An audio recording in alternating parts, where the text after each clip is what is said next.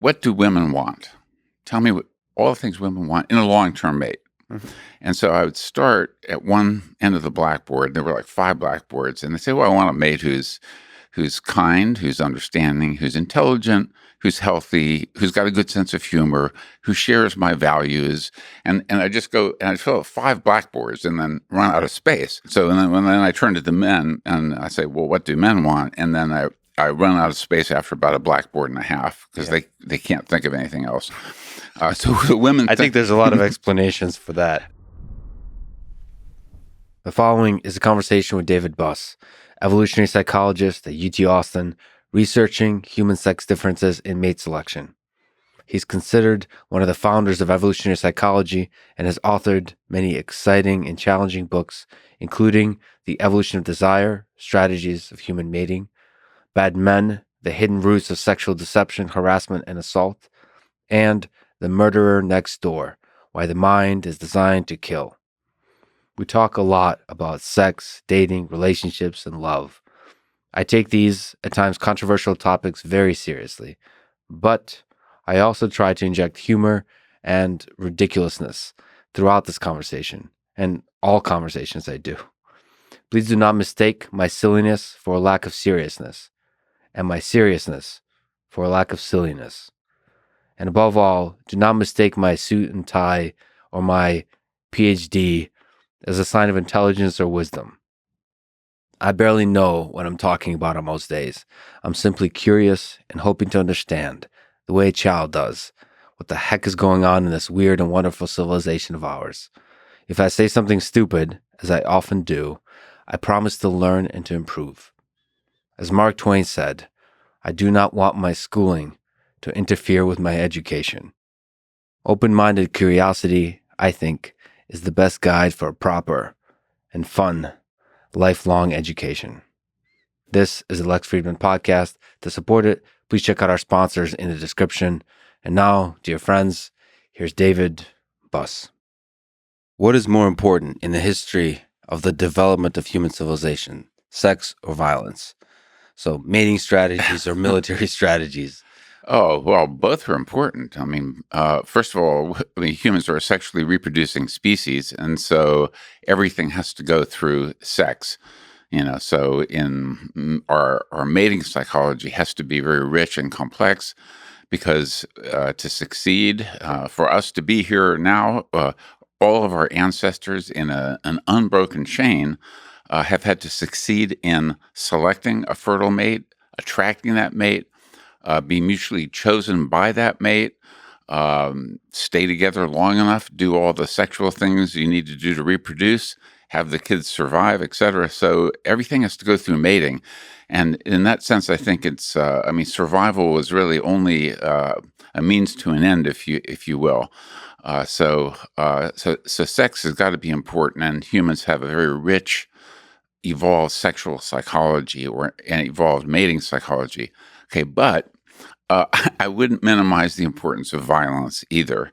There's a ton of evidence that humans evolved in the context of small groups and with a fair amount of small group warfare, so intertribal warfare, and this is a harsh realization, but they're historically, this is part of our bad evolutionary history, it has been advantageous from a purely reproductive standpoint to conquer a neighboring group, kill the males, and get whatever resources they have, including females and sexual resources, as well as tools, weapons, territory, and so forth. And so I think that we have, and of course, it's typically males who do that. I mean, yes, some females have participated in warfare, but as far as I know, there's never been a single case in all of human recorded history of women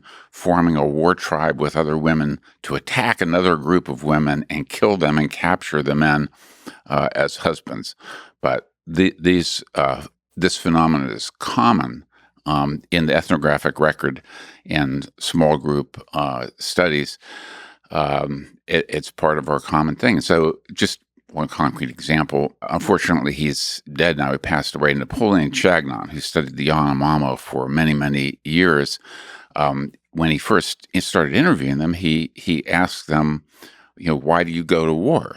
And they said, well, to capture women, of course. But it's the only sensible reason. And they said, why does your culture go to war, or however they phrased it? And he said, well, we go to war to spread democracy and ideas and everything. They basically fell off their logs laughing at such a stupid reason, because why risk your life for anything other than women? Now, of course, it's more complex than that, because some go to war for reputational reasons. They say if we don't retaliate, because we've been attacked and they've stolen 3 of our women, if we don't retaliate, then we will get a reputation as exploitable, and then other groups will start to attack us as well. And so they get into these cycles of like the Hatfields and McCoys of attacks, counterattacks, retribution, and part of it is reputation management. So that's between groups, and I think that's been the primary source of violence, but not the only source. So there's also within group conflict, and so many ethnographies, many traditional societies have things. Some of them are ritualized, like wrestling matches, or in the Yanomamo, they have these, or used to, these chest pounding duels, so if we're in this match, you challenge me, and I have to, of course. So chest pounding duel. I like this. Yeah. So you're not hitting each other. It's like peacocking. You really. Oh no, you're hitting each other. Oh, sorry. Yeah. So they get 20 paces away, and they run up, and you punch the other guy in the chest, and he has to basically stand there, and then he does the same and to everything. You. Oh wow! And then it's basically last man standing. I suppose that's better than the face. That's an interesting decision with the chest. Yeah. I mean, I'm sure if you get good at that kind of thing, you could start breaking ribs. Yeah. And you can get loose about the rules of where exactly in the chest you can hit. And there's that guy who's always known for hitting not exactly in the chest, accidentally missing. right. The Mike Tyson of exactly eating your ear off. So interesting. So there's like ritualized conflict to sort of purify the competition that resolves some kind of issue. Well, yeah, it's in part to establish status hierarchies, but also, and here's just one more concrete point on that. The Yanomamo, we don't have this in our language. We just have one word for kill or murder, but the Yanomamo have, you're either if you're a male, you're an unokai or a non-unokai. The non-unokai are men who have not killed.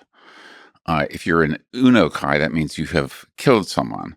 And the unokai among the Yanomamo historically had higher status and more wives. So they're a polygynous society, which has been true of something like 83 to 85% of traditional societies. Or actually, I was just corrected by an anthropologist. He said, we no longer call them traditional societies. We call them small-scale societies. So nothing can be called traditional? I don't know. Like bacteria is the traditional society? Yeah. I think it's just one of these things. The language, the words that are deemed appropriate to use to describe things change over time. So words can hurt people. They can inspire people. Words are funny, powerful things. You authored the textbook titled Evolutionary Psychology, The New Science of Mind in its 6th edition. What is the magic ingredient that gave birth to Homo sapiens, do you think? Is it fire, cooking, ability to collaborate, share ideas, ability to contemplate our own mortality, all that kind of stuff? Yeah, well, I think it's hard to isolate one factor. I know you've had Richard Wrangham on this podcast. It was a wonderful, wonderful interview, and he used to be a colleague of mine when I was a professor at Michigan, and I've stayed in touch with him on and off. He's a brilliant, brilliant guy, and he thinks fire and cooking have been one of the key things. But I think it's hard to isolate. I would trace at least part of our uniqueness to the uniqueness of our mating system. So we have in mating, unlike chimpanzees, who are our closest primate relative, and of which Richard Wrangham is a world's expert, but they have basically no long-term pair bonded mating. Okay, female comes into estrus, all the mating, all the sex happens. Most of the sex happens during that window. But humans have evolved long-term pair bonded mating, and it's only one mating strategy, but it's a really important one. And then you have with that male parental care. So basically, again, you go back to chimps, and chimps with whom we share more than 98% of our DNA. The males don't do anything. So they inseminate the females, but then when the kids are born, they basically don't do much of anything in terms of provisioning and so forth. But human males do. We invest in the modern environment, could be decades, especially with the boomerang kids and everything. But not all males do, but compared to the vast majority of mammals, we are a very heavy male parental investment species. Could you, if it's okay, and I'll ask you a bunch of dumb, basic questions because those are fun. Could you define mating here? Is mating referred to the series of sexual acts that lead to reproduction? Does it include like dating and love and camaraderie, loyalty, all those things? Yes, Yes. When I first started studying it, I don't. It's when I first started studying it, I looked for the right term, and obviously, it's much broader than sex. So by mating, I include things like mate selection, mate preferences, mate attraction, mate retention, mate poaching, mate expulsion. So mate poaching, that sounds fun. So the game theoretic strategy of mate selection is primary what mating is about, or do you include the long-term once you agree that you're going to stick this out for a while and have multiple children? Is that also mating? Yes, I include that as well. So it's a broad category, broad definition, and absolutely includes the emotion of love. And of course, there are many different types of love: brotherly love parents for children. But love, I think, and this is one of the shifts in the social sciences. So when I was an undergraduate, for example, I was taught that love is this invention by some Caucasian European poets a couple hundred years ago, and it turns out that's not the case. So there's been extensive cross-cultural evidence now that that people, not every person in all cultures, of course, but some people in all cultures experience this emotion that we call love. And for the word love, are we going to in this conversation try to stick to sort of romantic love for the meaning of the word love? Well, that's a great question, but it's pretty well established that there are these different phases of love. So there's this infatuation phase where our psychology, we get obsessional thoughts. It's hard to focus on work when we're not with the person. We're thinking about the other person constantly. So there's kind of like ideational intrusion into our psychology, but you can't sustain that. I mean, it'd be, and then of course there's a, pardon the phrase, but what I describe as the fucking like bunnies phase of this, intense sexuality. But people have other adaptive problems they have to solve. And so you can't stay in that state for too long. And so that subsides over time and develops into, at least in many cases, this warm attachment. Cuddling bunnies, long-term cuddling bunnies. Yes. Phase of the relationship, but still romantic, not like brotherly love or, because I talk about love a lot. And for me, love is a broader experience of just experiencing the joy and the beauty of life. So like just looking out in nature Yeah. That's a kind of love, like whatever the chemicals that lead to a feeling that at least echoes the same kind of feeling that you get with romantic love. You can experience that with even inanimate objects. That sounds weird to say, but just a gratitude and appreciation, not in some kind of weird Zen way, but just in a very human way. Just it feels good to be alive, kind of feeling. Yeah. I guess I would. I mean, that's an interesting thought. I hadn't thought about that. I guess I would use other terms to describe that. So, like the term awe, for example, when you see a beautiful sunset, that's why I kind of started out by saying I think there are different types of love, and Yes. and I'm focusing on the mating type. And we'll talk about that. But so yeah, there is a sense of beauty, and there's a sense of sexual appeal. Maybe that's a good, and those intersect in fascinating ways. We'll talk about that. Okay. We'll talk about all of that. But you're saying mating strategies. Now that we've kind of placed ourselves what we mean by mating strategies is one of the cool features that made humans what they are. One of the initial inventions is the weird and wonderful ways that we mate. Yeah, and I mean, if you go to even things like how we compete for mates, and this is another kind of strange, for some people, angle on it, but mating is inherently a competitive process in that desirable mates are in scarce supply relative to the numbers of people who want them. And so even post mating, after mate selection, mate attraction, and mutual mate choice, desirable mate. That's why there's mate poaching. Mate poaching is one of the strategies that we in my lab with David Schmidt have studied. And so, but one of the unique aspects of humans is that we compete using language. And that is, we have reputations, and humans devote a lot of effort to maintaining the reputations, to building the reputations, to trying to recover reputations after a loss of reputation for various reasons. But we compete for mates using language, and that includes sending signals to the person that we're trying to attract using language, verbal fluency, and obviously some more recent things like poetry. But also we use language to derogate our competitors.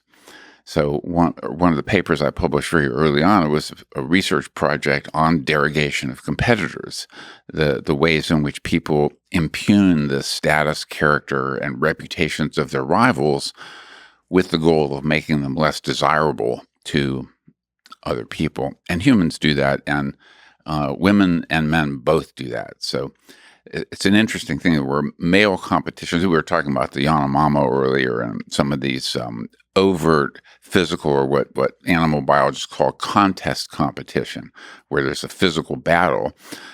Males do that. And so a lot of the early attention on mate competition was focused on these sort of ostentatious, overt battles in contest competition. But we compete through language. And so there's this big overlooked domain of women, the ways in which women compete with each other using language. And one of the things that astonished me is how observant women are about the subtle imperfections in their rivals and take pains to point them out. So just as a random example, I went to a party. This is back in my youth, but went to a party with my girlfriend at the time, and I got into this conversation with another woman who happened to be very attractive. But then we leave the party, and she said something just casually offhanded, like she said, "Did you notice that her thighs were heavy?" Mm-hmm. And I hadn't. But next time I saw her, this other woman, I found my attention being drawn to check out her thigh. Well, and originally it puzzled me why women would derogate other women on appearance. Well, they do it, of course, because men prioritize appearance. But I thought, well, the man can see the woman directly with his own eyes. Why would verbal input alter his perceptions of how attractive he was? And I think that part of it is, I think there are actually two quick answers to that. One is the attentional one. So our attentional field, Sure. when they draw attention to it, those what could be very small deviations from perfect symmetry or whatever they are become magnified in our attentional field. But the other is that who we have as a mate is also a reflection of our own status.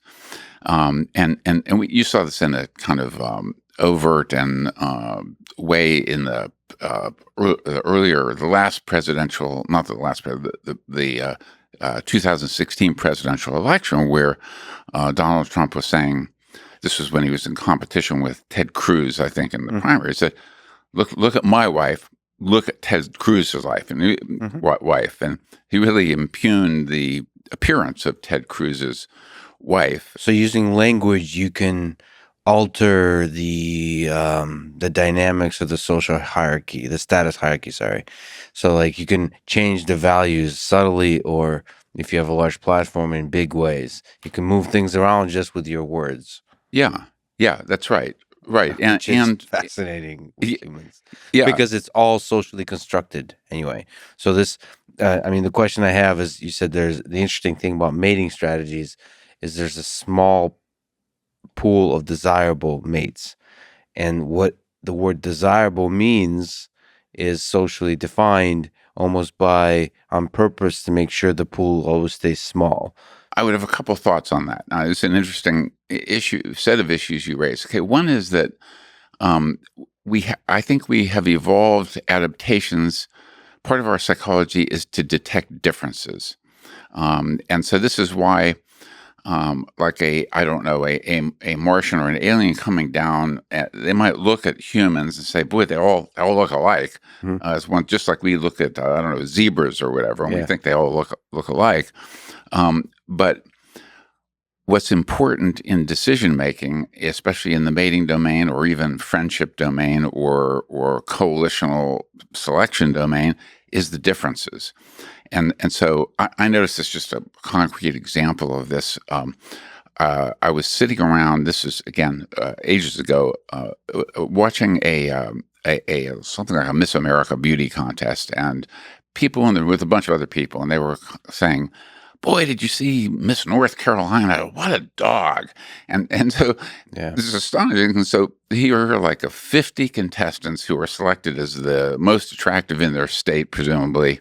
Although they claim it's based on talent, but we notice the differences, and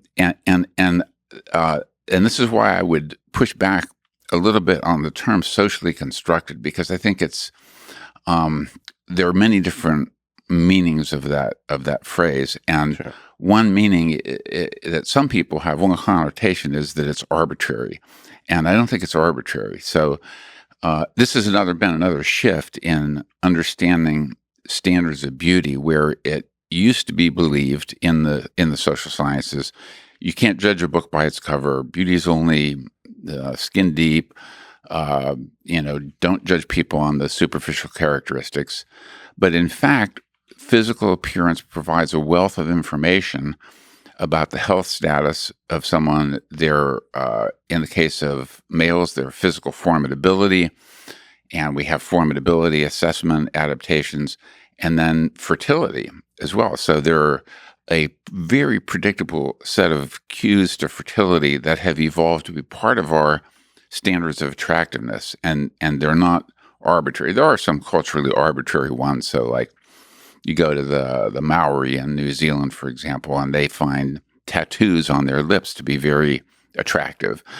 So there are some culturally arbitrary things, but standards of beauty like cues to youth, cues to health, in women, clear skin, full lips, clear eyes, lustrous hair, a small waist-hip ratio, that is circumference of the waist relative to the hips, is a cue to youth and fertility, and a cue to health. Symmetrical features. So we are a bilaterally symmetrical species, but we all have deviations from perfect symmetry that are due to different things: mutation load, environmental insults, diseases during development, and so forth.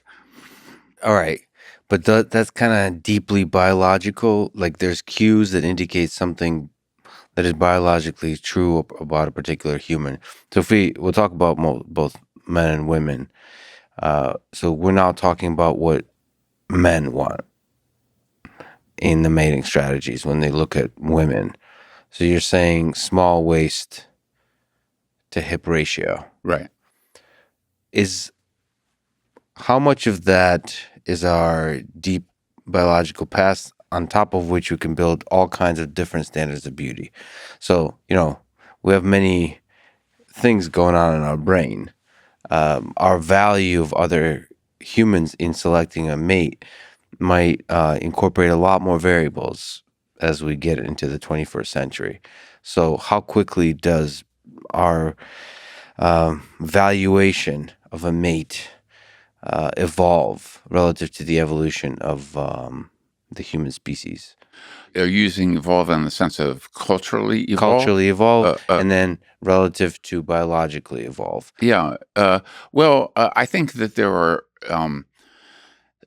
are some things that are biologically evolved, some standards of attractiveness.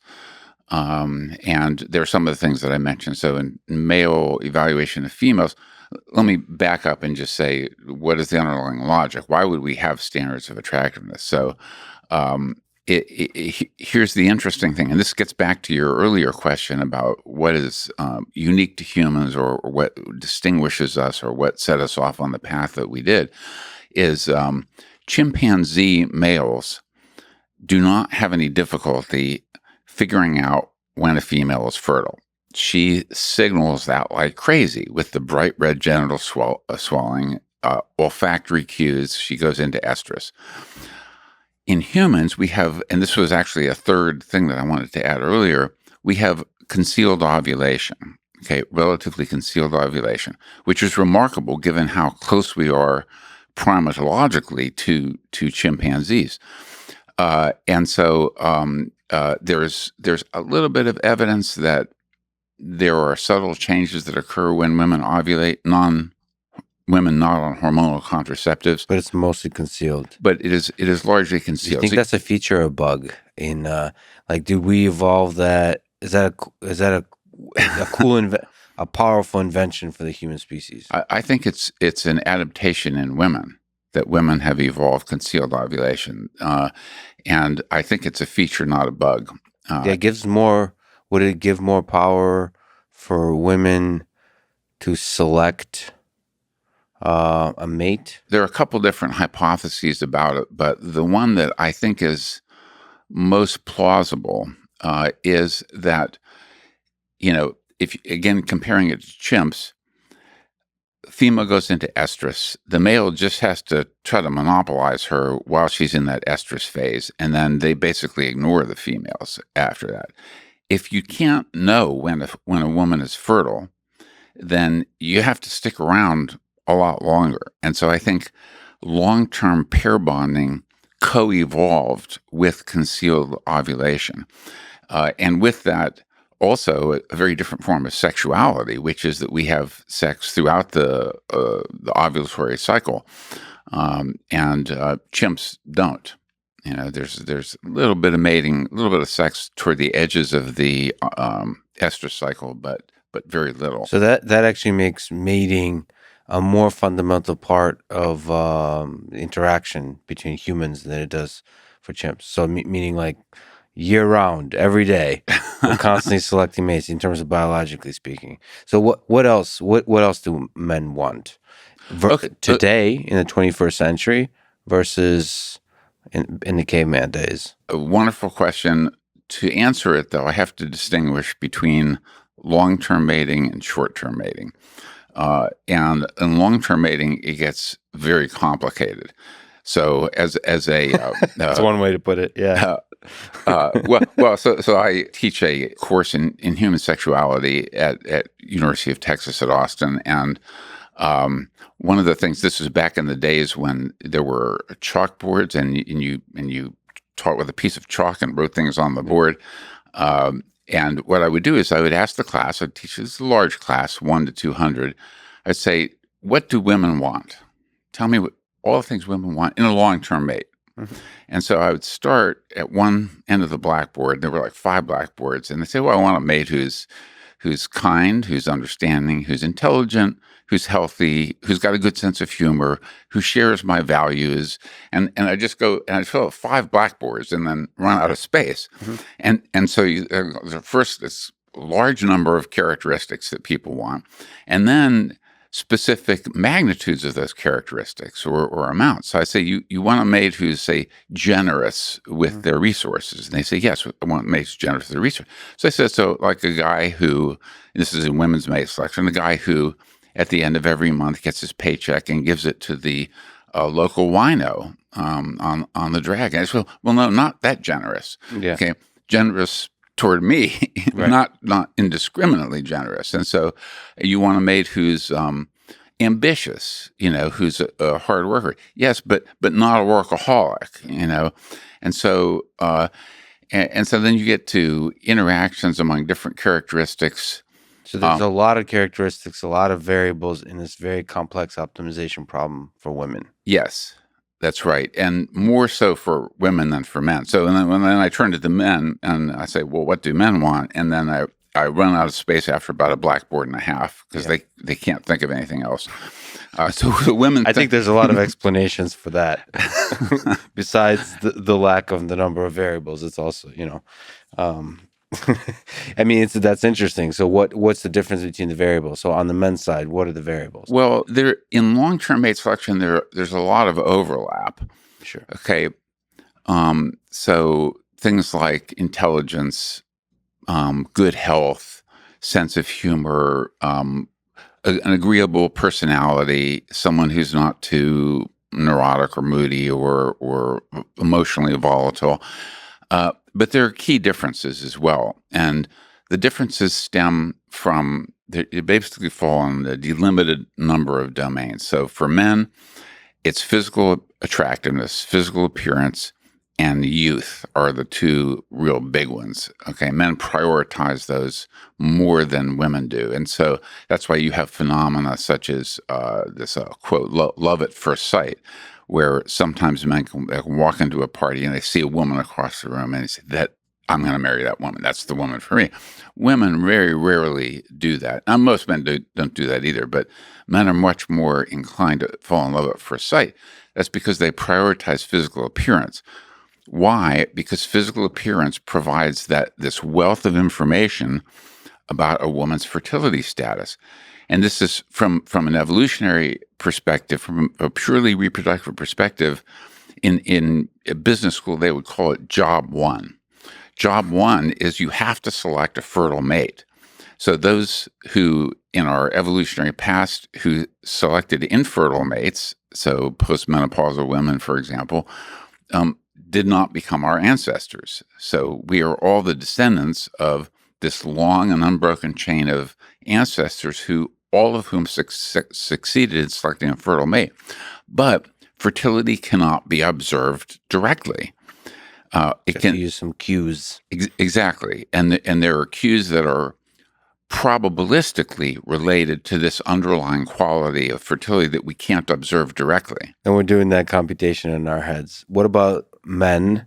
What do men want for short-term mating? Well, so for short-term mating, for both sexes, physical appearance looms very large. So women physical attractiveness and appearance, they're important for women in long-term mate selection. So I don't want to mislead anyone on that. They're just not as important as they are for men. And so a lot of characteristics come for women before physical appearance, physical attractiveness. So if we switch to women, what do women want? They want also physical appearance for short-term mating. Yeah. Physical attractiveness. What else? Well, Some cues that represent physical attractiveness that maybe represent health. this is your. I'm learning a lot here. Yeah. Well, but you're also asking a very interesting question about what is controversial within the evolutionary psychology field, right, and not totally resolved. So that's why you're on the 6th edition of the book, and there could be a lot more editions coming. Yeah, I revise it every 4 years or so because there's 4 years of new, interesting work, and so it deserves updating. But the traditional, I should say, answer to your question is that women go for good genes, cues to good genes in the short term, and cues to resources in the long term. And this has been a hypothesis that advocated. Now, I didn't come up with this one by Steve Gangestad, a former student of mine, Marty Hazleton, Randy Thornhill, and some other very smart players in the field. And what they used as markers of good genes are things like symmetrical features and masculine features. So strong jawline, high shoulder to hip ratio, other sorts of masculine features. But I started to doubt this explanation for what women want in the short term because of some other findings. So for women, a lot of short-term mating is not one-night stand mating. But rather it's affair mating. So if you ask the question, why do women have affairs? So let's restrict the question for the moment. My colleagues would argue, well, women have affairs because they're trying to get good genes from one guy while they're getting investment from the regular partner, the husband. Okay, but the problem is that when women have affairs, 70+% tend to fall in love with or become attached to their affair partner. Now, sorry, what percentage? 70? Yeah, 70. Some large majority. Yeah, 70% or more. In contrast to men, where it's more like 30% of men who have affairs fall in love with or become attached to their affair partner. So, but from a design perspective, an engineering perspective, if you will, that's a disastrous thing if you're just trying to get good genes. So you're trying to retain the investment of one guy while getting good genes surreptitiously from this, guy who presumably has more. Falling in love with them, becoming attached, that's not a feature you want. Yeah, it's bad engineering. Yeah, exactly. It's bad engineering. And so I developed an alternative hypothesis that I call the mate switching hypothesis, which is that affairs are one way in which women divest themselves of a cost-inflicting partner or a partner who things aren't working out well with, and it's a way to either transition back into the mating market or to trade up in the mating market. Anyway, so these are probably the two leading hypotheses about why women have affairs, and I am putting my money on the mate switching hypothesis. My esteemed colleagues are putting their money on the good genes hypothesis, but I think the evidence for the good genes hypothesis is starting to look shakier than initially. Well, this is a heated debate. I mean, mate switching sounds like so from a game theory perspective, from an engineering perspective, it seems to make a lot more sense, unless you put a lot of value in lifelong, sort of in the long-term mating, some kind of value in the lifelong singular relationship, like monogamy. Yeah. And maybe we do psychologically. Maybe there's a big evolutionary advantage to that. And we do, but we also know that divorce is, and breakups are also common and occur in all cultures. So we're just not very good at this thing. Well, either we're not good at the mate selection, such that maybe we're not incorporating all the variables well, or we're just not good at monogamy, period, from an evolutionary perspective. Well, I think that's another debate. No, that raises an interesting set of questions. So I think that, I mean, one issue is longevity. So, I mean, we didn't live to be 70, 80 years old in over 99% of human evolutionary history. And so we didn't necessarily evolve to be mated monogamously with one person for decades and decades and decades. But I also think that long-term pair bonding is a critical strategy, but mate switching is also a critical strategy. So if you have a mate, for example, who becomes cost-inflicting or becomes sufficiently debilitated, or who suffers an injury such that, like in hunter-gatherer societies, where the mate can no longer hunt, can no longer provide resources for their kids and the woman, this becomes a problem. And so I think that we have adaptations to mate switch and to divest ourselves from some partners and trade up in the mating market under certain conditions. So, okay. And those conditions will differ for men and women. What are some of the cues in terms of what women want? I go to the gym. It's a hotly contested debate. You said evolutionary psychology, and this is in the bro psychology forums that I visit multiple times a day. No, I'm just kidding. What's the most important cue of appearance for guys? What muscle group is the most important to work on? Do women care about biceps? Is what I'm asking. In terms of physical appearance, a good shoulder to hip ratio, so relatively wide shoulders relative to hips, is one. Women tend to prefer men who are physically fit and well toned, but not muscle bound. So, like if you go to, I don't know, someone like those early when Arnold Schwarzenegger was doing the Mr. whatever it was contest, you see women don't find those attractive, the extremely muscle bound guys, but they like a guy who's physically fit, high shoulder to hip ratio. They like guys who are physically taller than they are, and guys who are a bit above average in height. So if the average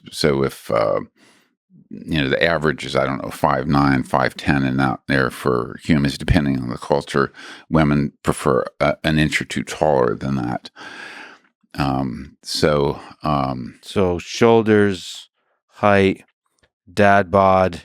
What's that about? Why do you want a dad bod? Why do you? Why not? How do I define dad bod? What is a dad bod? Dad bod is not muscle bound. Okay, so out of shape. A little. No, just a little bit. A little bit of cushion for the pushing. I don't know what the kids call it these days, but just a little bit of fat. So why do they not want guys to be obsessed with their body? Is that some evolutionary thing? Yeah, I think that women might interpret a guy who is so obsessed with his body that they might view that as a sign of narcissism. Yes. And that's not a good trait. What about like cultures where large, sort of overweight men are valued? How do you explain, like, how much can we override the evolutionary desires with our sort of cultural fashions of the day that maybe represent other desirable aspects like wealth? Well, wealth is resources have always been important, especially to women. So is a man able to acquire resources, and is he willing to dispense them to her and her kids? So that's always important. In traditional cultures, that boils down to hunting skills. So I asked a colleague friend, Kim Hill, who's probably the world's leading expert on the Ache of Paraguay, and you ask him, like, what leads to high status in the Ache in males? Hunting skills. That's nice. The one thing, the big variable, and that's resources. And that's resources.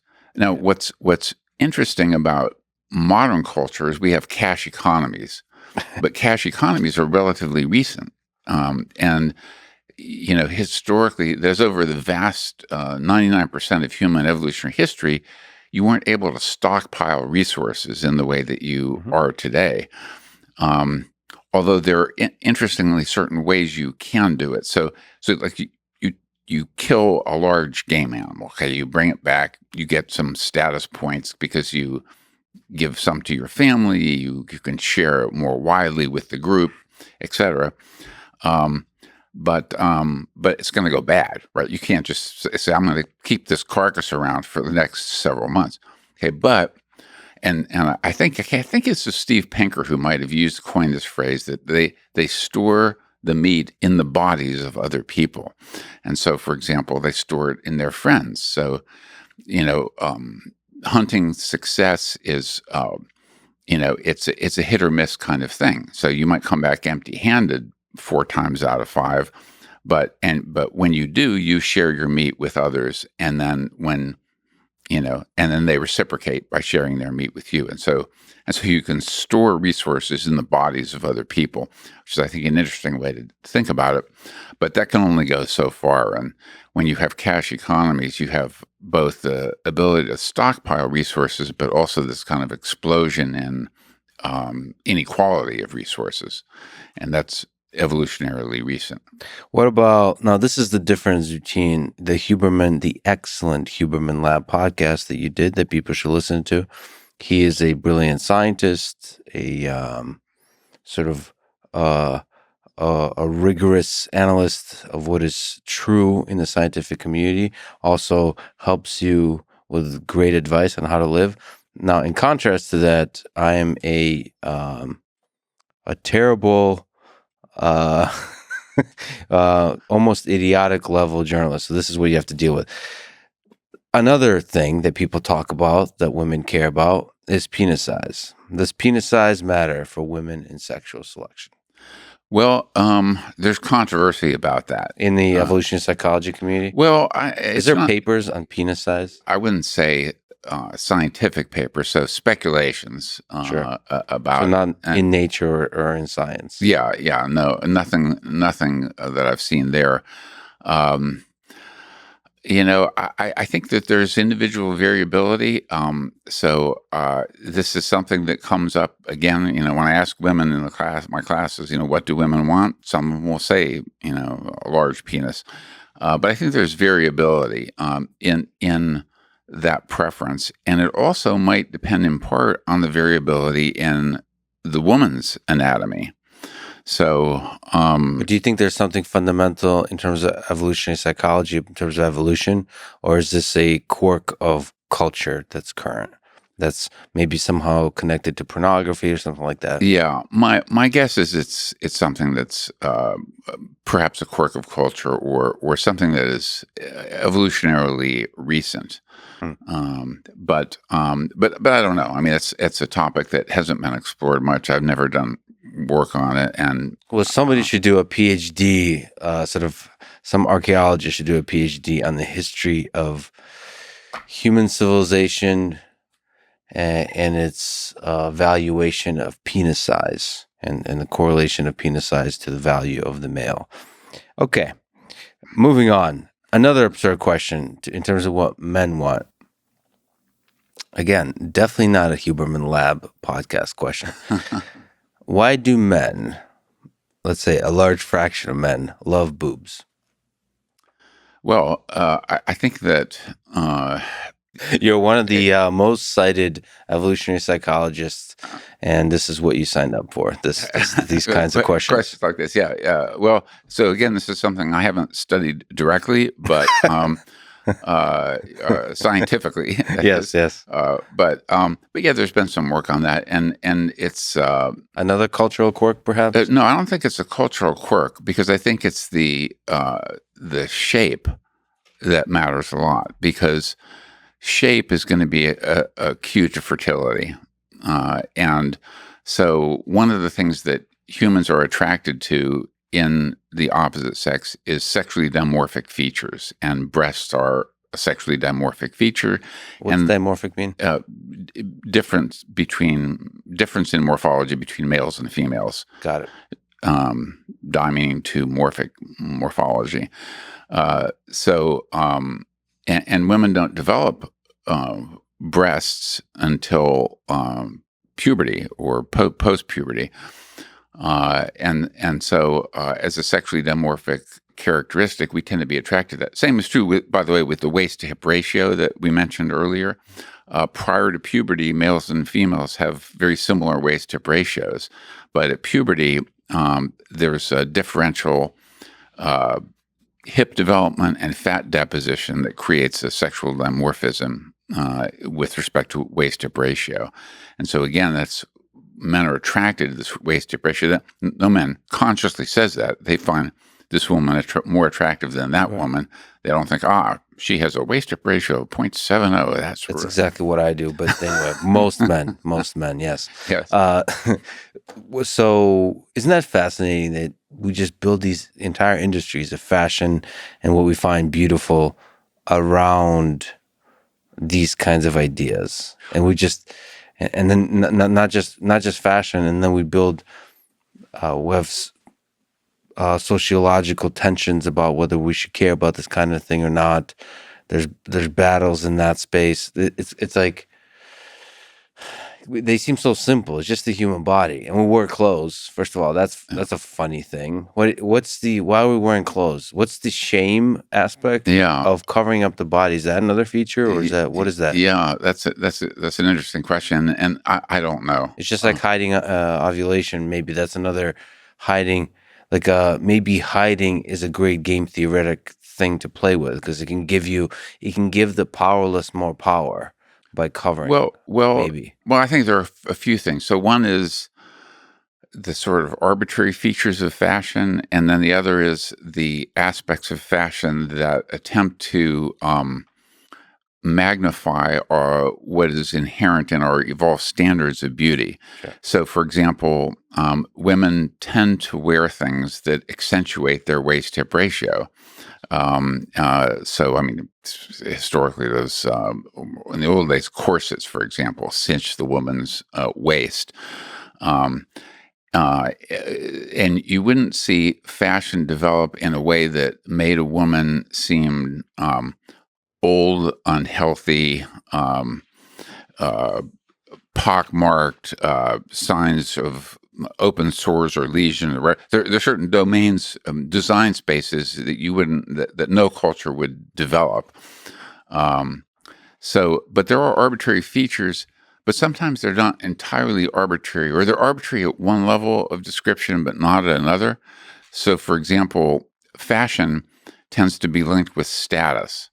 And that's why it constantly changes. The high status people start wearing a certain type of clothing.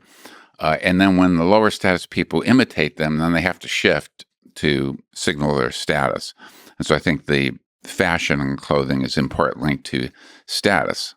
So this is not you talking. This is me. I just want to make a statement, a profound statement that I think yoga pants, now this is broadly speaking, but yoga pants is one of the greatest inventions in human history. There's fire and yoga, and I'm just going to leave it there. I'm a fan, and I have female friends that talk about how comfortable yoga pants are, which is what I'm referring to when I say it's one of the greatest inventions, because comfort in fashion is really, really important to me. Let me ask about sort of the sociological aspect of this. So I've talked to Mark Zuckerberg, who the Meta, who's the CEO, founder of Facebook, and now Meta, and that owns Instagram. Right, I've heard of him. Yeah, he's he holds the American flag and likes the water. Anyway, so there's been criticisms of social networks and so on. And I just want to ask you about the broader question here, that there's objectification of the human body in the media, and that creates standards for young women, for young men perhaps, but more young women. Yeah. You mentioned to the cruelty that women can have towards each other in terms of, cruelty is already a moral judgment. just you've made a statement about the fact that women seem to point out imperfections in other women. Right. Do you think it's a problem in our modern society that we objectify each other in this way? Do you think this is a fundamental aspect of our biology that we need to suppress versus celebrate? Just like we might suppress our natural desire for violence, if such exists, in modern society. Well, a couple thoughts on that. I think it is damaging, the fact that so many images are displayed in social media, and so what I would say is that there's what's called in the field an evolutionary mismatch.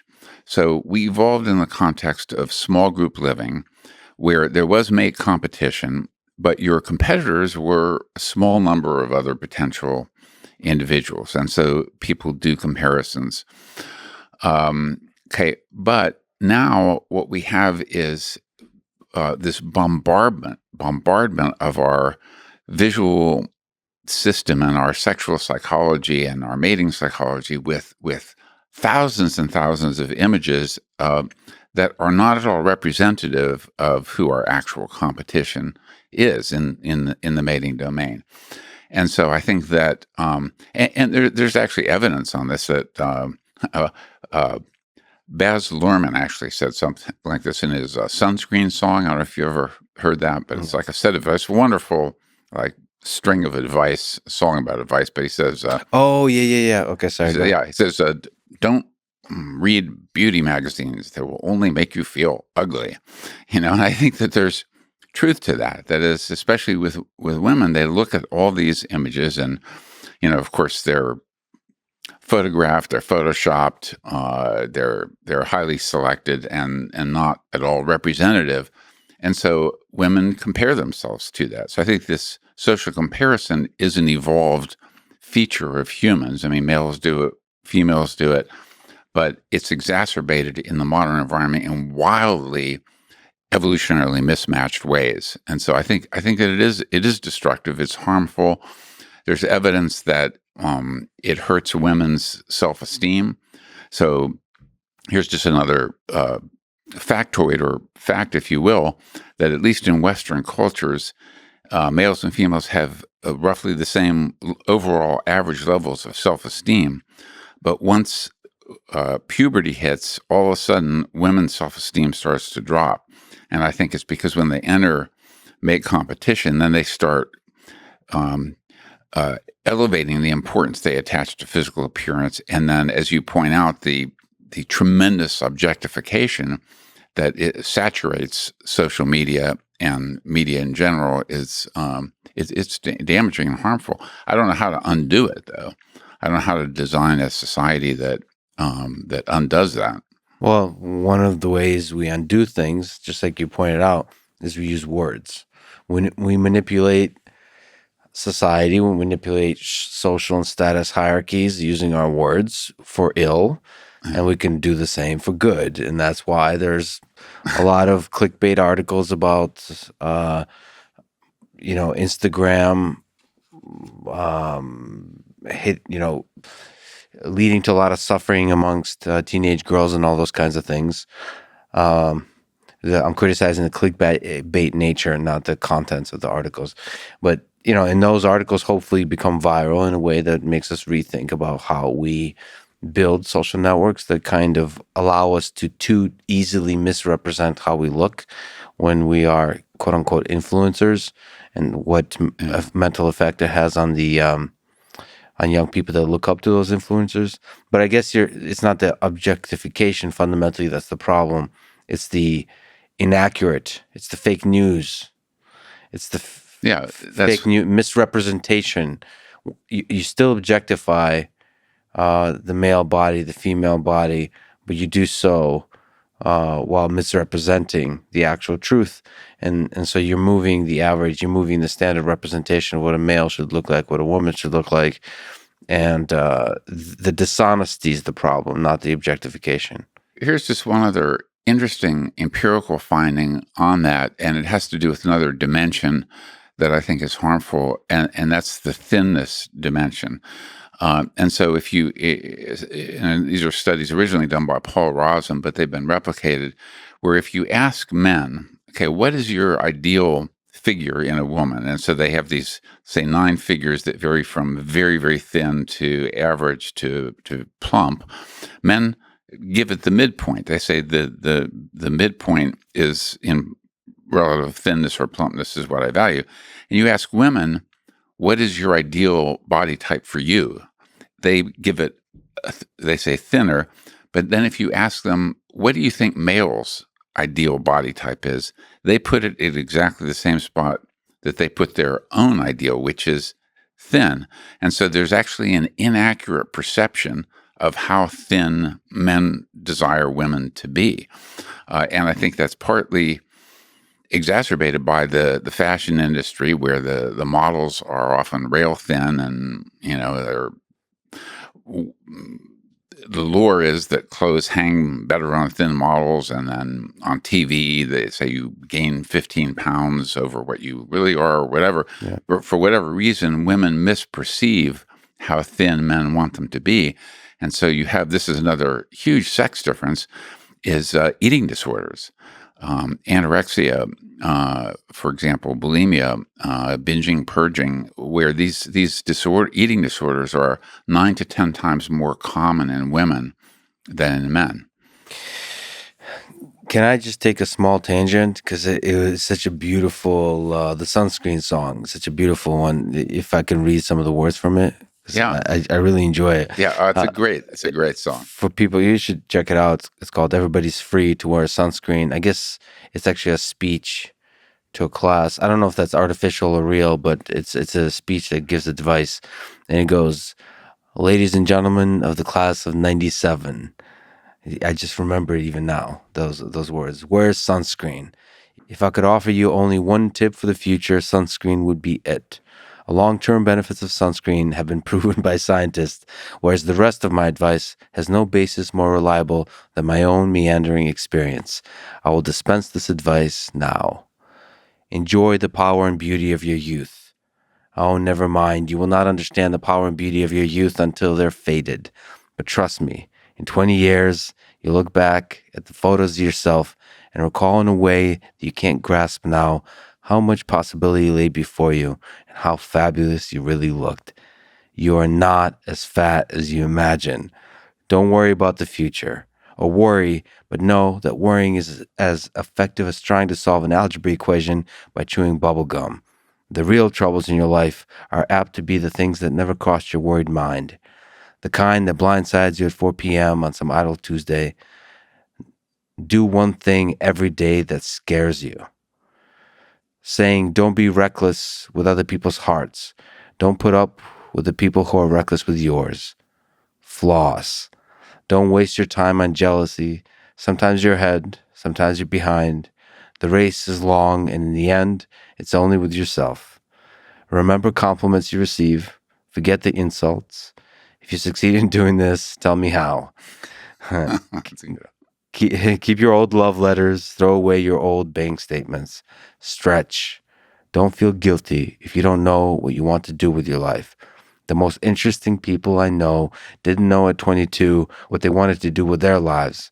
Some of the most interesting 40-year-olds I know still don't. For me, that's true for 50, 60, and 70-year-olds, honestly. Get plenty of calcium. Be kind to your knees. You'll miss them when they're gone. Maybe you'll marry, maybe you won't. Maybe you'll have children, maybe you won't. Maybe you'll divorce at 40. Maybe you'll dance the funky chicken on your 75th wedding anniversary. Whatever you do, don't congratulate yourself too much or berate yourself either.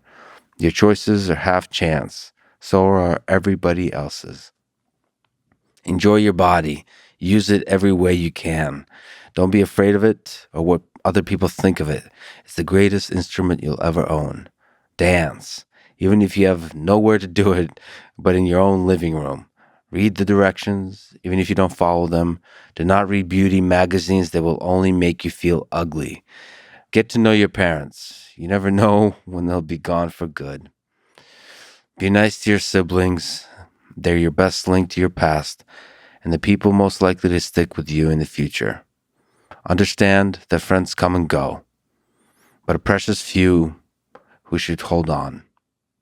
Work hard to bridge the gaps in geography and lifestyle, for as older you get, the more you need the people you knew when you were young. Live in New York City once. I actually took this advice. This is fascinating advice. I remember this advice well. It's broadly applied. Live in New York City once, but leave before it makes you hard. Live in Northern California once, but leave before it makes you soft. Travel. Accept certain inalienable truths. Prices will rise. Politicians will philander. You too will get old. And when you do, you'll fantasize that when you were young, prices were reasonable, politicians were noble, and children respected their elders. Respect your elders. Don't expect anyone else to support you. Maybe you have a trust fund. Maybe you'll have a wealthy spouse. But you never know when either one might run out. Never mess too much with your hair, or by the time you're 40, it will look 85. Be careful whose advice you buy, but be patient with those who supply it. Advice is a form of nostalgia. Dispensing it is a way of fishing the past from the disposal, wiping it off, painting over the ugly parts, and recycling it for more than it's worth. But trust me on the sunscreen. So this is so thank you for allowing me to read it. It's almost sentimental for me. I don't know when I first heard it. But there's a few pieces of advice in that, similar to like the poem If by Rudyard Kipling. There's some deep truths when you step back and look at it all. And also the places where you live. Because I lived for a time in, I guess, Northern California with Google and so on. Yeah. And one of the reasons I had to leave is I felt I was becoming soft. This is my own personal experience. And the same is true for the cities of the East. They can, if you're not careful, make you hard because everybody's super busy and rushing around, and there's just a buzz to the city, which is exciting. It's empowering, but it can change you in ways. And so it's one of the reasons I'm here in Austin. I fell in love with the city because it's such a nice balance. It's a great move. And I've lived on both coasts as well, Boston area and then Berkeley, California. So I'm familiar with both. How'd you end up in Austin?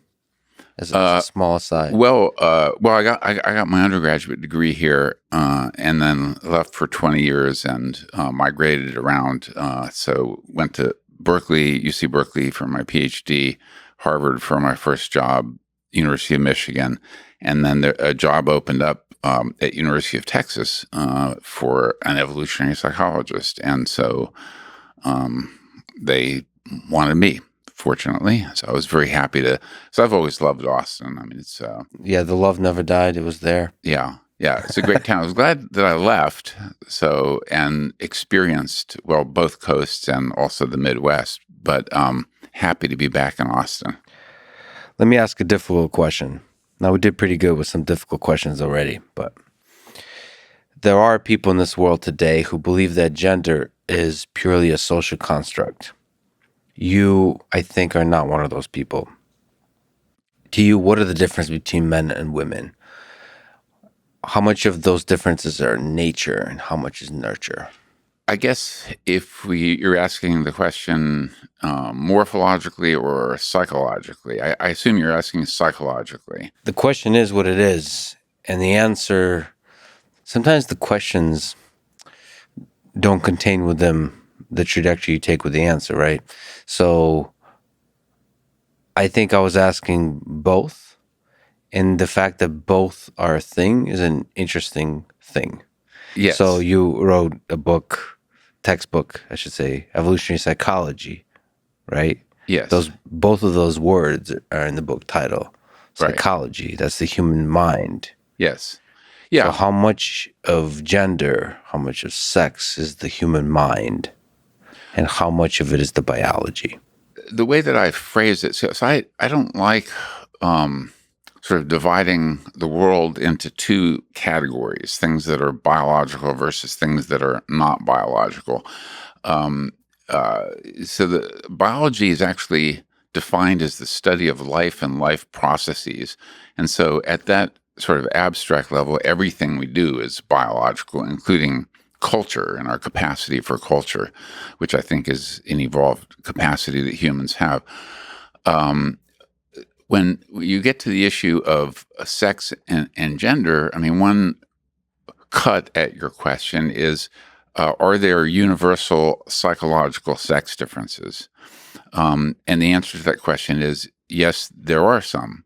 So, for example, well, and this is in one of your areas of specialty, engineering. One of the interesting things is that it's called the people's thing dimension. So, do you want an occupation? Do you want a job that involves people, social interaction, or are you happy with a job that just involves things, mechanical objects or computer code or whatever? And this is one of the largest psychological sex differences that exists, and it's true in every culture. So in terms of, I don't know, magnitude of effects, it's an effect size of more than a standard deviation difference between the means on this psychological sex difference.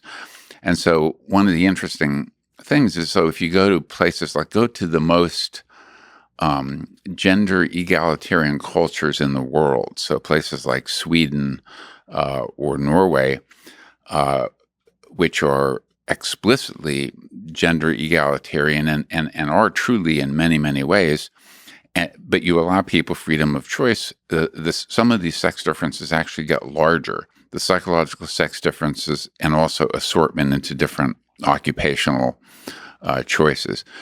But this is not something that I study. I study mating, and the sex differences. If you ask where in what domains are the sex differences the largest, it turns out they occur within the domain of mating and sexuality. Mm-hmm. So our evolved sexual psychology, our evolved mating psychology is to some degree sexually dimorphic.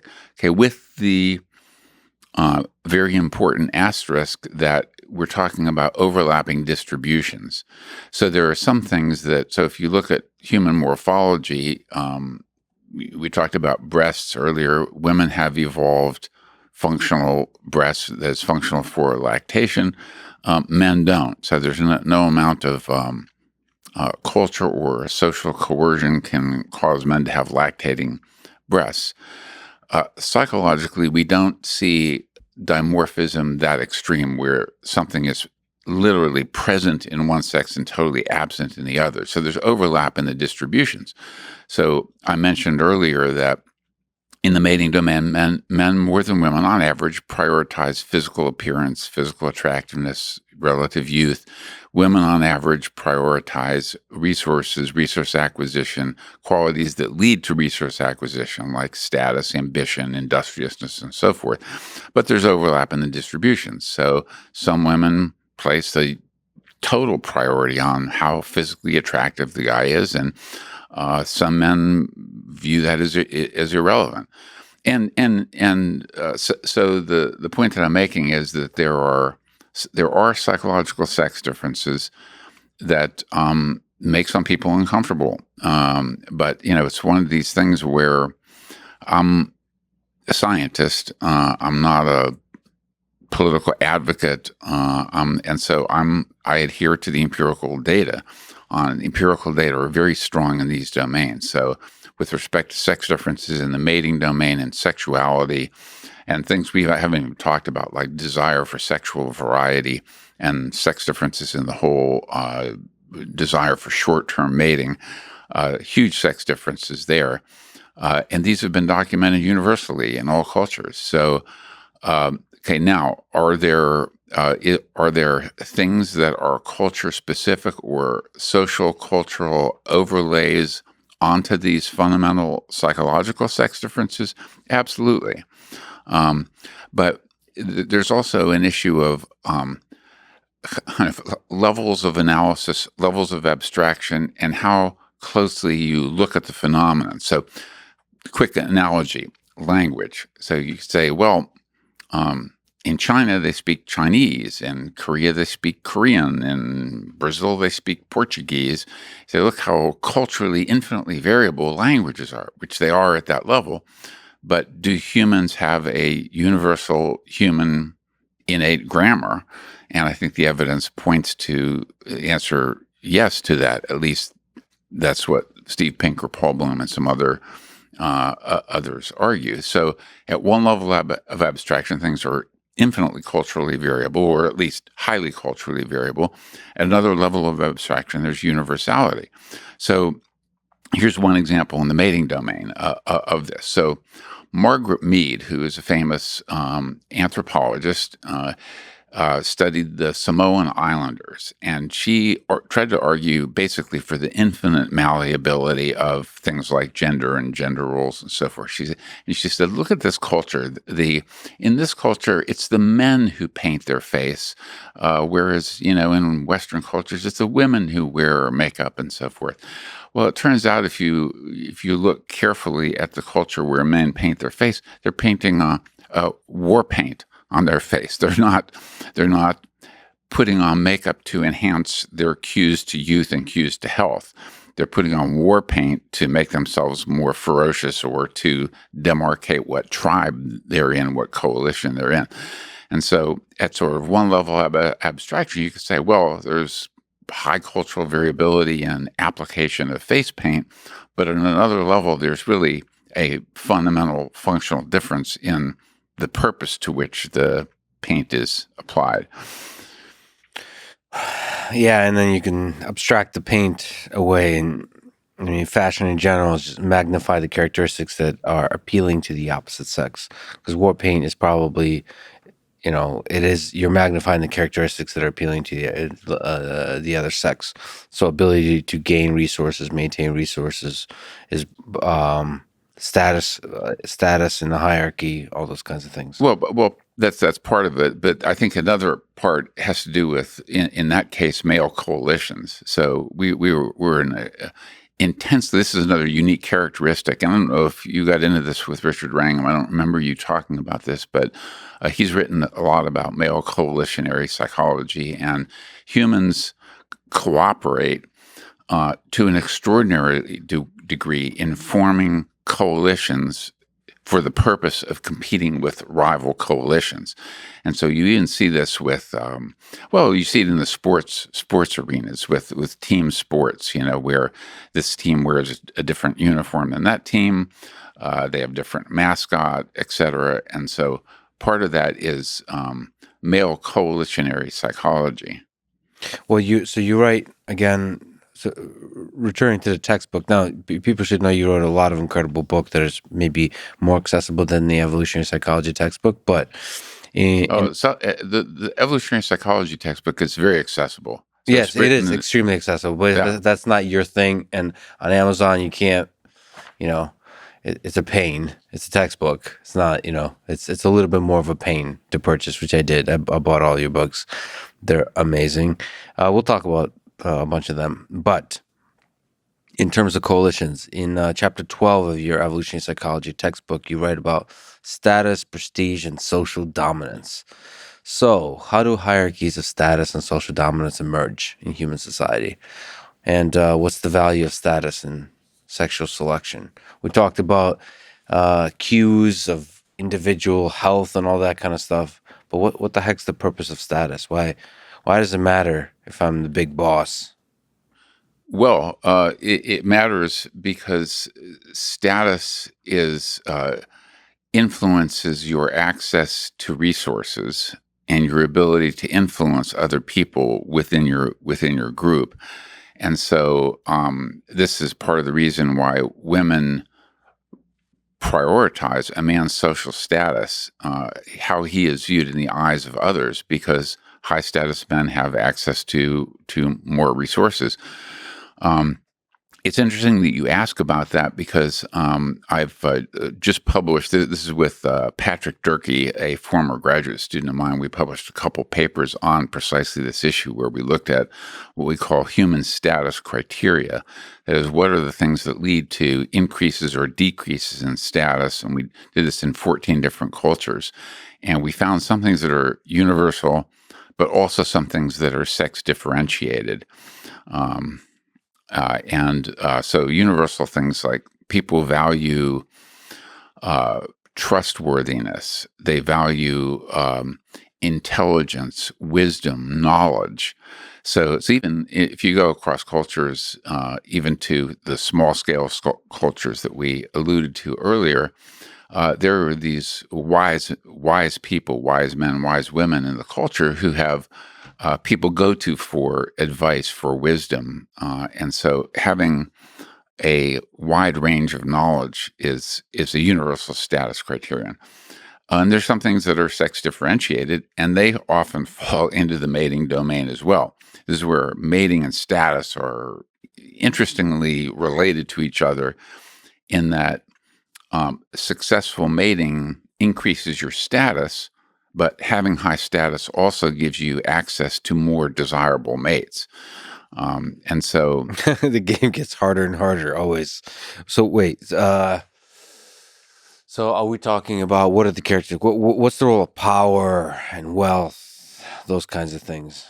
So you said wisdom is universal. yeah, What about wealth and power? yeah. Well, I guess it depends on what you mean by power. So I think of power as the ability to influence A large number of people. Yeah. So, and this is one of the interesting things about the fact that cash economies are evolutionarily very recent, in that people are like so. I guess recently, or it's about to happen, that Elon Musk is going to buy Twitter. Okay, Yeah, where they say happen. has it happened already? Yeah. Okay, so they say that like the wealthiest or one of the wealthiest men on earth has now purchased the most influential media platform on earth, and so obviously you or I couldn't compete with Elon Musk and for the purchase of Twitter, and so. The fact that cash economies allow the stockpiling of unprecedented amounts of wealth produces these tremendous power differentials that didn't exist in over most of human evolutionary history. So their wealth is power, but you can also be power can be attained through other ways. Yeah, but I would say that the interesting thing about wealth is that it's an infinitely fungible resource. So you can use it and translate it into many other things, like buying Twitter, or buying a big house, or even getting mates, or in artificial in the, I don't know if you want to get into that at all, but they have these sex dolls, or virtual reality sex that some people are developing. If you have enough resources, you can purchase things like that. So you can translate wealth into a variety of other tangible things in ways that you couldn't ancestrally. So So that's one really powerful thing. But there is still power that's correlated, but not intricately connected to wealth, which is like being leaders of nations. Like technically, the president of the United States' salary is not very high. right. Presidents, and then you go outside of that and to the half of the world that's living under authoritarian regimes, you have dictators, and there's those are very powerful, usually men, and presumably there's some value there in the mating selection aspect. Yeah, absolutely. And it's not by chance that most of them are men. And this is going to sound strange and hopefully not offensive to people, but if you ask the question, why is it the case that men are in positions of power so much more so than women? Well, In part, it can be traced to women's mate preferences. So it's one of the sex differences that women have, over evolutionary time, preferred men who had power, status, resources, etc. And what that has done is it's created selection pressure on men to attach a high motivational priority to clawing their way up the status hierarchy. And studies of time allocation distribution show this, where men they're more willing to sacrifice their friends, their grandmother, their kin, or whatever, to claw their way up to the top of status hierarchies. Women, much less so. Women spend more effort maintaining relationships with their kin, with their friends, their friend networks, and so forth. And so, so in a way, so you could say not only are men in positions of power more than women, now you're blaming women for why they are. And it's not a matter of blame, but I think that what I just outlined is an essential part of the causal process, the coevolution of women's mate preferences with men's motivational priorities. How much do you think these mating strategies underlie all of human civilization? Like, what motivates us? There's Becker with denial of death. Like, why do we build castles and bridges and rockets and the internet and all of this? Is it some complex mush, or is it underneath it all? Or are we all just trying to get laid? Well, I wouldn't reduce it to something quite as trying to get laid, but I think mating is certainly part of it. I wonder how big of a part, because so with Ernest Becker, the idea is that we're all trying to achieve an illusion of immortality. Yeah. So we're trying to create something that outlasts us, and therefore we create bigger and bigger things in societies and bridges and Well, I think what's missing from Becker's analysis is, it's a fascinating book to read, Denial of Death. But what's missing is that I think that the reason that, and again, I think it's more men than women. I think there's a sex difference on this, that men want to build a lasting legacy because that will in turn affect their lineage. Mm-hmm. Although I do now, Woody Allen is out of favor, but I remember this quote from him. He said he didn't want to achieve immortality through his work. He wanted to achieve immortality by not dying. Oh boy, the funny ones are also deeply flawed often. Staying on the topic of sex differences in a very different way, perhaps. So dominance and submissiveness, something you've also written about. What's the role of that inside relationships, about this human dynamic of dominance and submissiveness? Is that a feature or a bug? So the stable state that these dynamical systems arrive at, is it good to have an equality within a relationship, or is it good to have differences in a relationship? Are you talking about romantic relationships or just in human relationships? Romantic, probably, because unless it could be generalized to human relationships, perhaps it could be generalized to human relationships. I wasn't thinking that, but perhaps it could be. But let's start with romantic. I guess one-on-one. I'm personally in favor of equality on that dimension within romantic relationships, and I don't talk about my personal life, but I've been in relationships, and the best ones tend to be those where there's equality and one person does not dominate the other. But I guess the reason I ask you is in what type of relationships, because there's some things like coalitions where hierarchy is very important to the function of the coalition.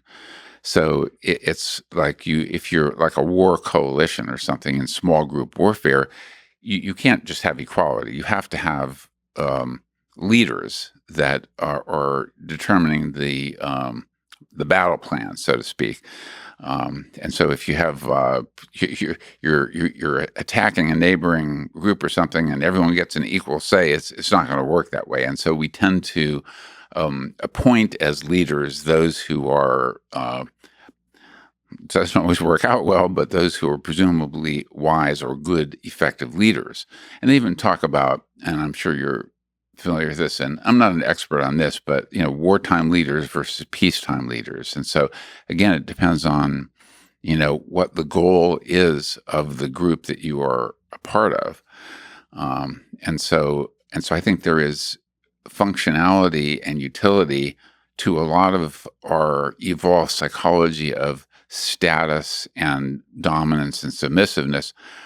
So, for example, and you have to look at the individual psychology, and this is actually something I'm currently studying again with Patrick Durkee, where one advantage of these status hierarchies is that you're not always battling. So you determine, and that's why. Here's another sexually dimorphic aspect of our psychology: formidability assessment. So there's evidence that males engage in this. Can I take this guy or can he take me? And it's like the entirety of my life. Yes, it's like a spontaneous assessment of formidability, and it also that information is critical because that means like who you should not challenge or who you can challenge with impunity. So and there's functionality to submitting as well, because you defer to someone so that you don't get vanquished and you live to see another day.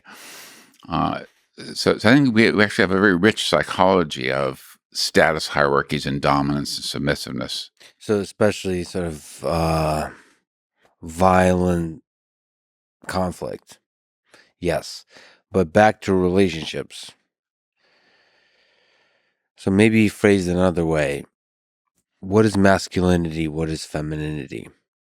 Is there value inside a relationship for differences? You talked about mating strategies with the dating stage where you're selecting the mate, but also within, mating broadly defined as the entirety of the process. Should those differences be magnified and celebrated, or sort of suppressed? I've seen enough different relationships work, and I've seen enough relationships implode to say there's not one size fits all on these things. So even with respect to masculinity and femininity, some reduce it psychologically to two other terms, which are agency and communion. So where agency is, are you instrumental, goal-oriented, get tasks done, etc. Communion is, more the love and forming connections with other people and so forth. And I published a study a while back on what's called unmitigated agency and unmitigated communion. So there are like good and bad aspects of agency and communion. So they can go. So there's toxic, as they say, masculinity, toxic femininity. You can just rephrase that saying there could be toxic agency and toxic communion. Yeah, and so some elements of masculinity, the unmitigated masculinity is, I think, terrible. I was actually walking around downtown Austin earlier today, and I'll just give this example. And this guy was, I guess, stuck and wanted the car ahead of him to move. And all of a sudden, he screamed out of his move your fucking car, and then jumped out of his car and to approach the other guy. And to me, that's toxic masculinity, if you will. We don't need that, Yeah. So, and by the way, as somebody who worked with cars quite a long time in terms of human interaction with semi-autonomous vehicles, it's so fascinating how the car and traffic brings out like the worst in human nature, in a sense, or maybe to rephrase that, it may be challenges you to explore something that, in terms of temper, in terms of anger, in terms of anxiety, that you have been bottling it up. There's something that where the car is like a vessel for a psychological experiment of how much stress you can take. And some people, that stress is like heating, is making the water boil. And it's fascinating to see what that results in. I think if you are the kind of person that explodes emotionally in traffic, that means there's deeper issues to sort of confront. And it seems like the traffic and the car is a place where you get to confront the shadow, Carl Jung's shadow. There's something deep within that we don't often fish. We're alone with ourselves, and we get to see who we truly are. Yeah. Well, it can bring out road rage. And also there's this, I don't know, when you're in the vehicle, you have this shell around you. And so there's this feeling that you are protected from. Yes. So you could be yourself. You can be your true self in this moment. And sometimes that true self in this moment is an angry, screaming person, which means you have to introspect that shadow, shine a light. Let me ask you about something that's ongoing currently. It'd be fascinating to get your opinion on. So, something I've been watching, some of the world has been watching, is the defamation trial brought by Johnny Depp against Amber Heard. Mm. Have you gotten a chance to watch any of it? I haven't watched it, but I've read some reports of it. What's your analysis on this particular dynamic? We talked about toxicity in the space of agency and communion. What do you make of this relationship that's presented to the world in its raw form? I don't have strong opinions on it. I think in this stage in the trial, we've heard from him primarily. Yes, we have not, and we should say for people listening, in case this is published a little bit later, we have not heard from Amber Heard. Right. Not heard from Heard. If we heard from Heard, we're doing that. That's going to be happening this week. I don't know. I think that I've seen, and this is another topic that I have studied, is intimate partner violence and some of the nastier stuff that goes on within relationships. And I think that when this nasty stuff happens, sometimes it's asymmetrical, but sometimes it's symmetrical in the sense that they get into these downward spirals where one is insulting the other, or even with physical violence, one starts pushing the other, shoving the other, hitting the other, and then the other hits back. And so you get into these cycles. And so coming at one point in time, in this case of Johnny Depp and Amber Heard, years later, and trying to disentangle what actually went on in their relationship, I don't feel qualified even to do that. Well, it's fascinating to see. So first, I mean, I have a lot of opinions, particularly because I'm just a fan of Johnny Depp as a person, and a fan of Johnny Depp, the actor, and the kind of characters he created. The person, because maybe this is fiction, maybe this is reality, but they tend to rhyme and mirror each other. But his fascination with Hunter S. Thompson, and there's some aspect of him taking on the Hunter S. Thompson personality, where there's this layers upon layers of wit and humor, and also anxiety and darkness with the drug use and all that kind of stuff. So it's very human, very real person. And so you get to, one of the beautiful things about this trial is you get to basically have a long form podcast and you get to reveal the complexity of this human, the humor under pressure, under stress, but also just the rawness of love, the things that love makes you do, or whatever that is, whatever the things that keeps us in relationships that are toxic, in that turmoil, the hope, the self-delusion, the push and pull of longing and fights, Yeah, and then the ups and downs, whatever yeah, the roller the roller coaster, coaster of it. the makeup sex, Yeah, exactly. yeah, Is and the questions arise whether that's a feature or a bug. Like, why are we drawn to that? You mentioned in mate selection, for long-term mate selection, I think you said women, but I think maybe both uh, don't want a kind of, you had scientific and eloquent words to use, but basically crazy people.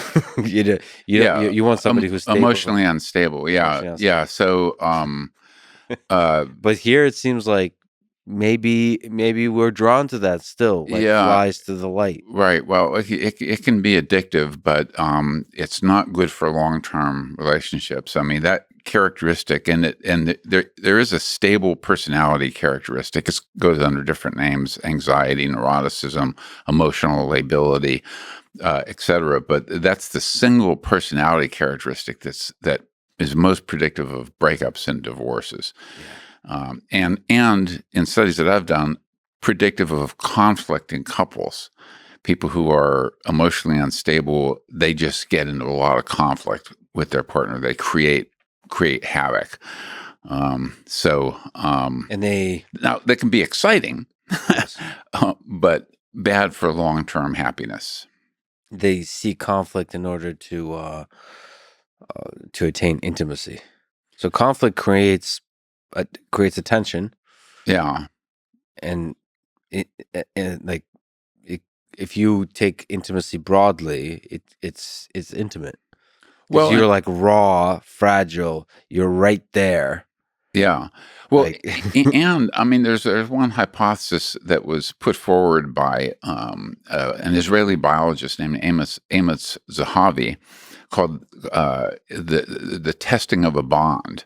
And so he asked the question, like, why do people inflict costs on their partner? Like, even like kissing, yes, you're introducing, it's a disease vector. Why do people do these weird things? Um, Inflicting costs or emotional liability is a way of inflicting costs. And what he argues is it's the testing of a bond. If the person's willing to tolerate, this level of stress, this level of cost imposition, then that means they must be very committed to me.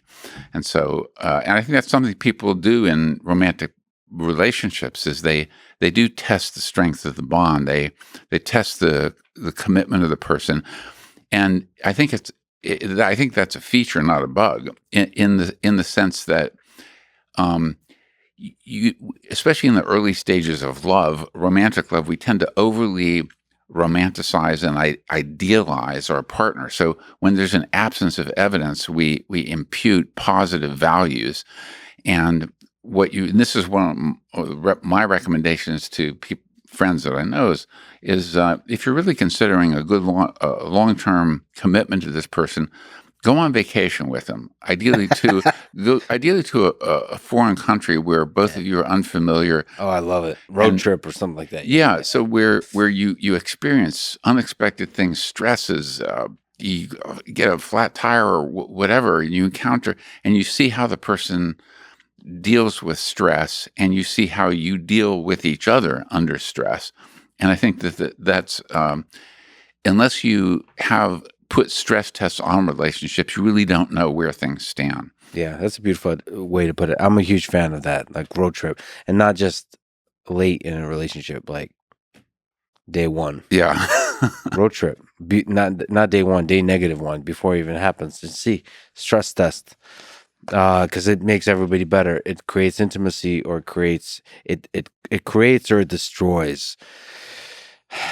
But on the Johnny Depp, so they both suffered childhood abuse. One of the things that I took away from the trial, for me, was just educational. I don't get to see inside, as most of us maybe don't, like toxic relationships or fights and so on. A lot of things that people maybe do inside relationships, and we don't get to see it presented in such a raw way.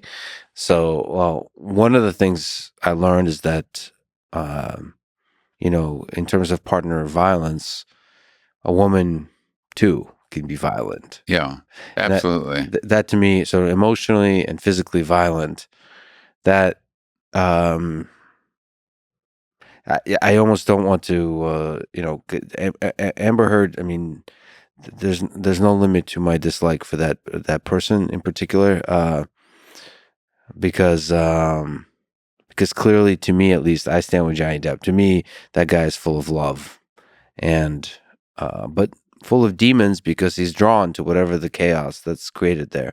But also, it's just an education for me that I tend to associate sort of men with violence and toxicity and destruction inside relationships. But it was interesting to see that women too can be like directly violent, Yeah. and men too, which was also surprising to me, have the capacity to stay in such a relationship and to not walk away, which is what I thought is in terms of toxic, violent relationships. I thought there's a male figure who will do emotional and physical, mostly physical violence, and then kind of manipulate the mind of the female to stay in the relationship. But that dynamic can go both ways. Yeah, it does go both ways. And I think even the emotional abuse is sometimes even worse than the physical abuse. I mean, you see that in studies of even like childhood abuse, where it's the emotional abuse that is the most damaging. What about the role of jealousy? Something you also written about in a relationship. Is that a feature or a bug? You started to speak about it, but is it good to be jealous of your partner inside of a relationship? How does it go wrong? How the pros and cons? So, so I've written a whole book on this called "The Dangerous Passion: Why Jealousy is as Necessary as Sex and Love." And I think that one cut at your question is that a moderate. So, first of all, I think it's a feature, not a bug, in most cases. So, in the sense that you have to have an adaptation that is sensitive to threats to a valued relationship.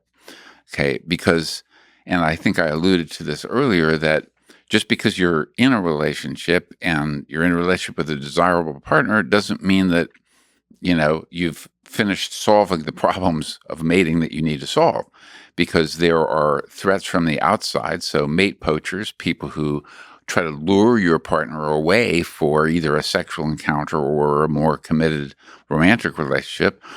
And then there's also dissatisfaction within the relationship. So your partner might become tempted to be sexually unfaithful or romantically unfaithful or emotionally unfaithful.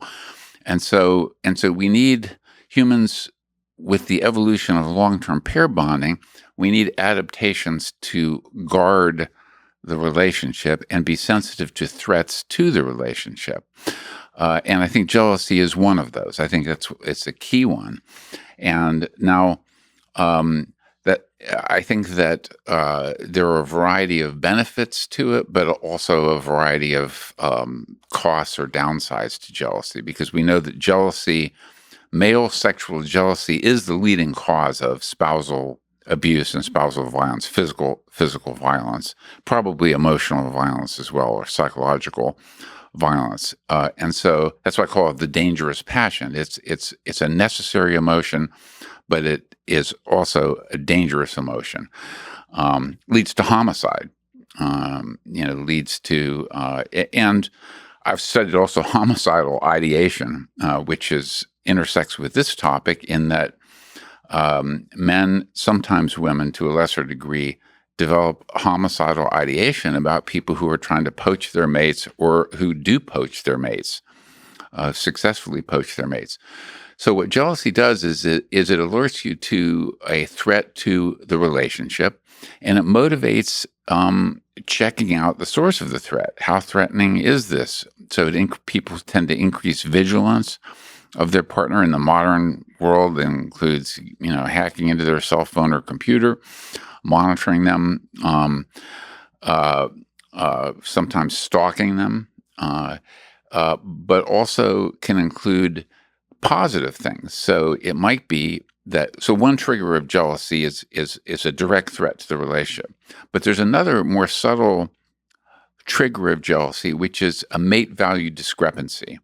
So usually when people mate, they assort or pair up on overall mate value. So in the American 10-point scale, the 8s tend to pair up with the 8s, the 6s with the 6s, the 10s with the 10s, and the 1s with the 1s. American, is there other scales?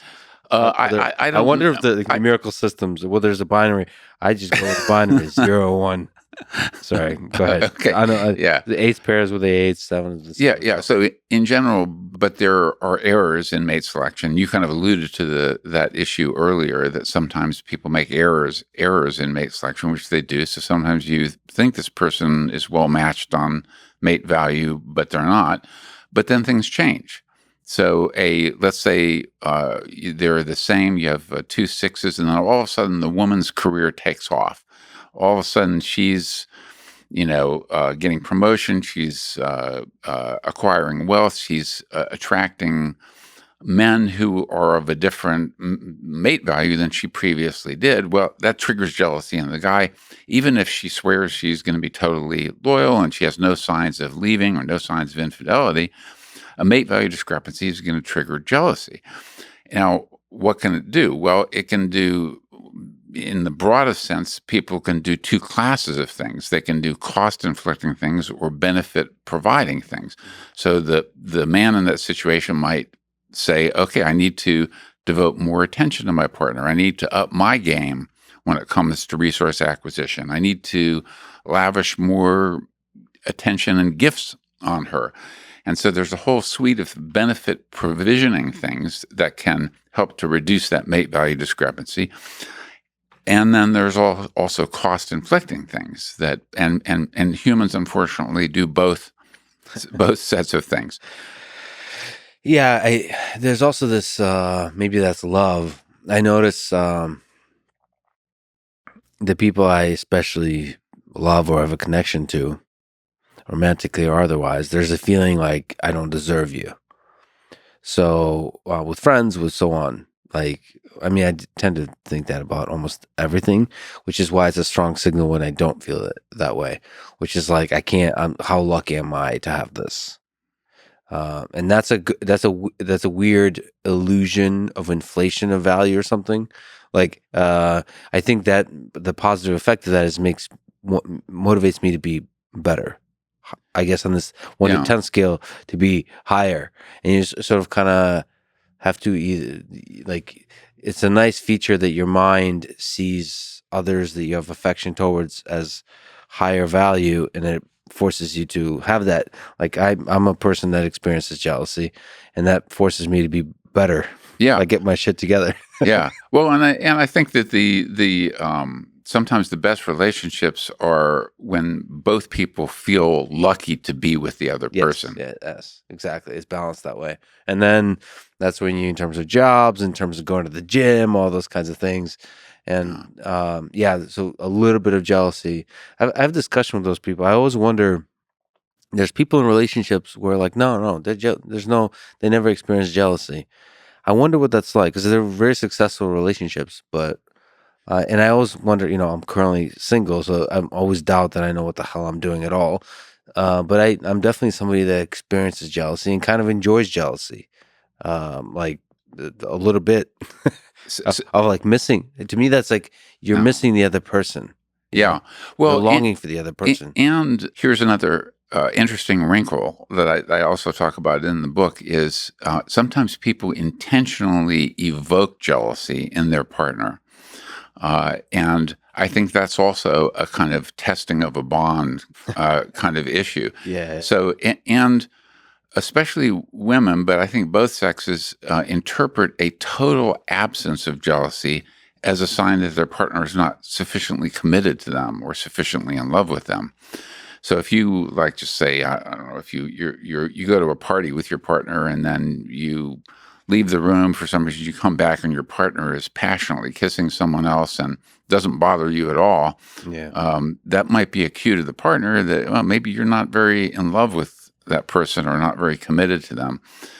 And so so it's a good way to It's a good way to test. That said, I mean, I love the term mate poaching, by the way. I believe here in Texas, mate poaching is officially illegal. So we're allowed to. One of my favorite songs by Hendrix is Hey Joe. Hey Joe, where you going with that gun in your hand? Yeah. And yeah, I always wanted to play that song, but I start to think about guns and so on. I think it's supposed to capture a feeling. It's not actual violence. It's saying, I'm going to shoot my old lady. I caught her messing around with another man. That's a blues type of feeling, like of anger, of I guess for mate poaching, for mate switching, performed by the partner, and then the frustration and the anger that's resulting. That I always wondered why the violence is directed towards the partner versus the person who did the other male. It tends to be evenly split. So sometimes, and that's, I mean, men especially, when someone poaches on their mate, they have homicidal fantasies towards which equally split toward the mate poacher. Yeah, but equally split. So it's. I think the non-lethal violence tends to be more directed toward the mate because it's and this is a horrible thing of male sexual psychology, but I think part of the violence is functional in the sense that it's designed to keep a mate and prevent her from engaging in anything with other potential mate poachers, but people do. So even it goes back like to the French law where they had the so-called crime of passion. Mm-hmm. So if a husband walked in and found his wife having sex with some other guy in bed and shot him, that was viewed as a crime of passion. It's still not legal, but you kind of get a discount. Yeah. For it. Whereas if he goes home, thinks about it for a while, then gets the gun, comes back, then that's premeditated murder. Yeah. See, to me, I guess everybody's different. To me, I have zero anger towards the partner on that situation. To me, because that's definitive proof of disloyalty. So, like, why? What's the function of the anger there? Yeah. To me, all of my anger is towards the guy, the poacher. Right. Because some of it has to do probably with the status establishing. Like it's what was the term you used? The formidability. Yeah, formidability assessment. Yeah. And I'm like, wait. Did you just say you're more formidable than me in this situation? I want to reestablish, at least in my own mind, the formidability. And that seems to be, I guess we're all different, but maybe because I roll around with guys a lot, like grappling, wrestling, all that kind of stuff. To me, to establish status, it's competing with other males, not with the female, because that's a break of loyalty. Like, what's the point of anger at this point? That's just betrayal. Well, except that a lot of it, a lot of the mate poaching is discovered, or cues to mate poaching are discovered before the consummation of the act. So it might be just like the emotional cheating leading up to it. Or a mild flirtation, sure, things like that. And so the violence is designed to head off the threat before it becomes real. Boy, aren't human relations, especially romantic ones, complicated? So very, but that's what makes them so fascinating to study and so fun. Yes, exactly. From a science perspective, and to study from within, sort of what's like Richard Wrangham with the chimps, like be in it. Study from the N of one perspective. What do you make of polyamory? So what the heck what do you make of marriage? What are your thoughts about marriage? What are your thoughts about lifelong monogamy? And what's your thoughts about polyamory, given that we've been talking about ideas of mate switching and poaching and all that kind of stuff? Yeah, I think that we evolved to be, I prefer the term pair bonded species. So pair bonding is one of the strategies. Pair bonded long-term mating is one of the strategies. But that doesn't necessarily mean for decades and decades or lifelong, because we often pair bond serially. So we'll get into a relationship that might last a year or 5 years and then break up and then form another relationship. So we engage in serial mating. We engage in infidelity. We engage in some short-term mating, and so we have what I describe as a menu of mating strategies, and which particular mating strategy an individual adopts depends on a wide variety of factors. I think some are just kind of personal proclivities. Some depend on your mate value. So if you are an 8, a 9, or a 10, you have more options for what mating strategy you want to pursue. If you're a 1 or a 2, you're not going to be able to be polyamorous in all likelihood. There's a lot of attention to polyamory now, and it's unclear whether there's an increase in it or whether people are just talking about it more. It is the case, and I know several people who are in polyamorous relationships, and I've talked with them in detail about them. And jealousy is often a factor in that, and they describe it as kind of like an emotion that has to be somehow tamed or dealt with in some way. And so in polyamory, there are many different types of polyamory. So in like one type, for example, is you have a primary love partner and then some others on the side that are permitted, usually in consensual terms, within an explicit contract that the primary partners work out. So it's okay if I know as one couple, it's okay if you do it outside the city limits of Los Angeles, but not within. Some say it's okay for Thursday, but I want the weekend, Friday and Saturday nights to me. It's okay if there's sexual involvement, but no emotional involvement. So there are different strategies that people work out, and some of them are designed to try to keep jealousy at bay. Because I think it's an evolved emotion that is a natural emotion that people experience. Now, interestingly, there's a while we're on this topic, there's a sex difference therein. Namely, if you contrast sexual jealousy with emotional jealousy, or sexual infidelity with emotional infidelity. And so we in one set of studies, I put my participants, or we used to call them subjects, into this, what I call the Sophie's choice of the jealousy dilemmas. Where I said, imagine your partner became interested in someone else, and you discover that they have had passionate sexual intercourse with this person, and they've gotten emotionally involved with them. They've fallen in love with them. Which aspect of the infidelity upsets you more? And and that's why I call it the Sophie's choice. Both terrible choices, right? Yeah. But men much more likely to say the sexual infidelity is what upsets me. More women, it's like, why even ask me? It's a no-brainer. 85% of the women say the emotional infidelity is what bothers me more.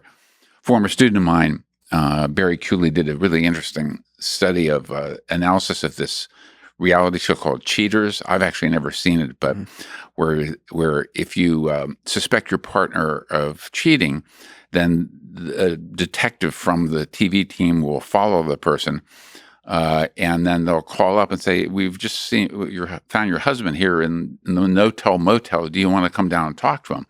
And so what he analyzed, though, was the verbal interrogations that people had when they confronted their partner, and women wanted to know, are you in love with her? Men wanted to know, did you fuck him? Mm-hmm. Or did you have sex with him? Mm-hmm. And so it's this sex difference in sensitivity to these different cues of infidelity. And of course, there's an evolutionary logic to this sex difference. And it's been replicated, not the cheater study, but the hypothetical Sophie's choice study has been replicated now in Sweden and China, and it's a universal sex difference. So, given that sex difference, and you mentioned another one that just returned to, which is in the engineering disciplines. Yeah, person-thing orientation. So, until I started to see writing about it in the sort of psychology literature, I observed this anecdotally a lot. And the reason I observed it is I was confused. So I care a lot about robots. I'm a robotics person. And so a lot of males in the robotics community really didn't care about the what's called the human-robot interaction problem, which is like robots when they interact with humans. And then a lot of females, all brilliant in the robotics community, cared about the human-robot interaction. They cared about the human, what the robot, how it communicates with the human in the picture, human in the loop. And I was really confused, like, because the difference to me in my anecdotal interactions, but the N is quite large there. Like I'm in the robotics community. I know a lot of people. Yeah. And I was confused because for me, I really care about human robot interaction. Yeah. I care about both a lot. And in the same thing here in terms of emotional cheating versus physical cheating. I care a lot about both, and I have like this oscillating brain. So I wonder what that says about my brain. So I'll often wonder this because there's specific sex differences that are represented in the data in the literature, and I seem to oscillate depending on mood. Yeah. And I wonder what that says about me. Why do I care so much about that robot on the floor? I care not half. I care about how it works, and the other half how it makes other people feel. Yeah. What is that? Yeah. So I guess what I would say, this gets back to our earlier discussion of agency and communion, where I actually think that it's a sign of being well balanced to have both capacities within you. And so you get people who are unimodal, or they just have one mode of operating. Let's say it's the thing mode, which engineers tend to be good at. You have to be good at it to be a good engineer, because things have to actually work. Yes. It's not in some dream or hypothetical state. Things have to actually work. But with the agency and communion, I think it's good to have a balance, and that's why I think some of the best romantic relationships are those where people are they're high on what they used to call androgyny, where they have both the positive features of agency and communion, the positive features of masculinity and femininity within the same mix, but also with the footnote of not the unmitigated agency or unmitigated communion, both of which can be negative. And so I view these as capacities, and some people are out of balance. Some people have a good balance between the two. It sounds like you have a good balance between the two. Well, but also the allocation. I feel like it's a very dynamic thing. It's like at least aware for me personally of the beauty between humans, of the dance, of the push and pull, of the different moods. It's like a dynamical system. It's not two static entities fully represented and consistent through every interaction. Yes. Yeah. Sometimes, people might confuse the fact that I often talk about love, and I love humans, that I don't have a temper, that I don't have I lose my shit all the time, especially on things that I really am passionate about, like people I work with and so on. Yeah, I'm all over the place. Yeah. But underneath it, there's a deep love and respect for humans. But I lose my shit all the time, and that chaos, that roller coaster, I think that's what makes human relations awesome. I mean, the push and pull of it. Of course, it can oscillate too far, which is when it becomes Amber Heard type of situation, when it turns to emotional or physical violence, when it turns to jealousy, crosses a line where it's hurtful, and there's it crosses that vast gray landscape of what is abuse versus what is just beautiful turmoil of human nature, right? Yes. Yeah. And it's complicated. It's yeah. Yeah, it's complicated, and it's dynamic. And I would just add to I thought you phrased that brilliantly. But I would just add to that, it also depends on sort of what you're trying to do. And so I think some of the oscillation can be what problem you're trying to solve. And so if you're, I don't know, trying to, build a bridge or something, you need to be very thing oriented and, make sure the damn thing actually works and doesn't collapse when a car goes over it. if you're trying to form a relationship, and you're entirely thing oriented, it's not going to work. And that's one of the people. One of the things with and males tend to be more on the so-called spectrum side of things, where one of the hallmarks is a deficit in social mind reading. Just to add to your point about, I guess I've already made it, that of the dynamic properties of the roller coaster is depending on what problem you're trying to solve, you might want to toggle back and forth to one pole or the other. You wrote a book called Why Women Have Sex, Understanding Sexual Motivations from Adventure to Revenge. That sounds fun. And everything in between. So why do women have sex? Well, I co-wrote it with a female who's Cindy Meston, a wonderful friend and colleague and co-author and co-collaborator. I wouldn't be presumptuous enough to write a book called Why Women Have Sex by myself as a male. Did you contribute anything to this book? I'm just kidding. I did, but I have to tell you a story about the origins of this idea. Which I give credit to Cindy Meston for. And she's a colleague in the psychology department with me, and we would go out to dinner once a week or so, and we were just talking about this. She raised this issue. And so we started to brainstorm. Well, originally it was why humans have sex. And that's the scientific article we published was why humans, because we're interested in males and females. And so I said, I would come up, they have sex because of X. And then Cindy Meston would come up, she'd say, oh, here's 7 other reasons.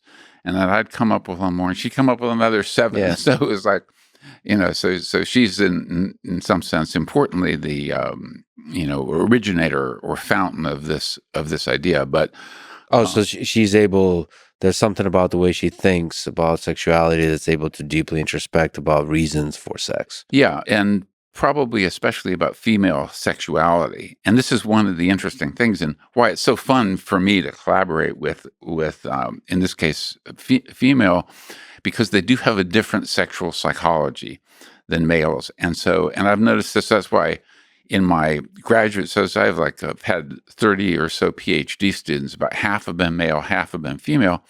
And the women come up with different questions, different scientific questions that I wouldn't have thought of necessarily. Anyway,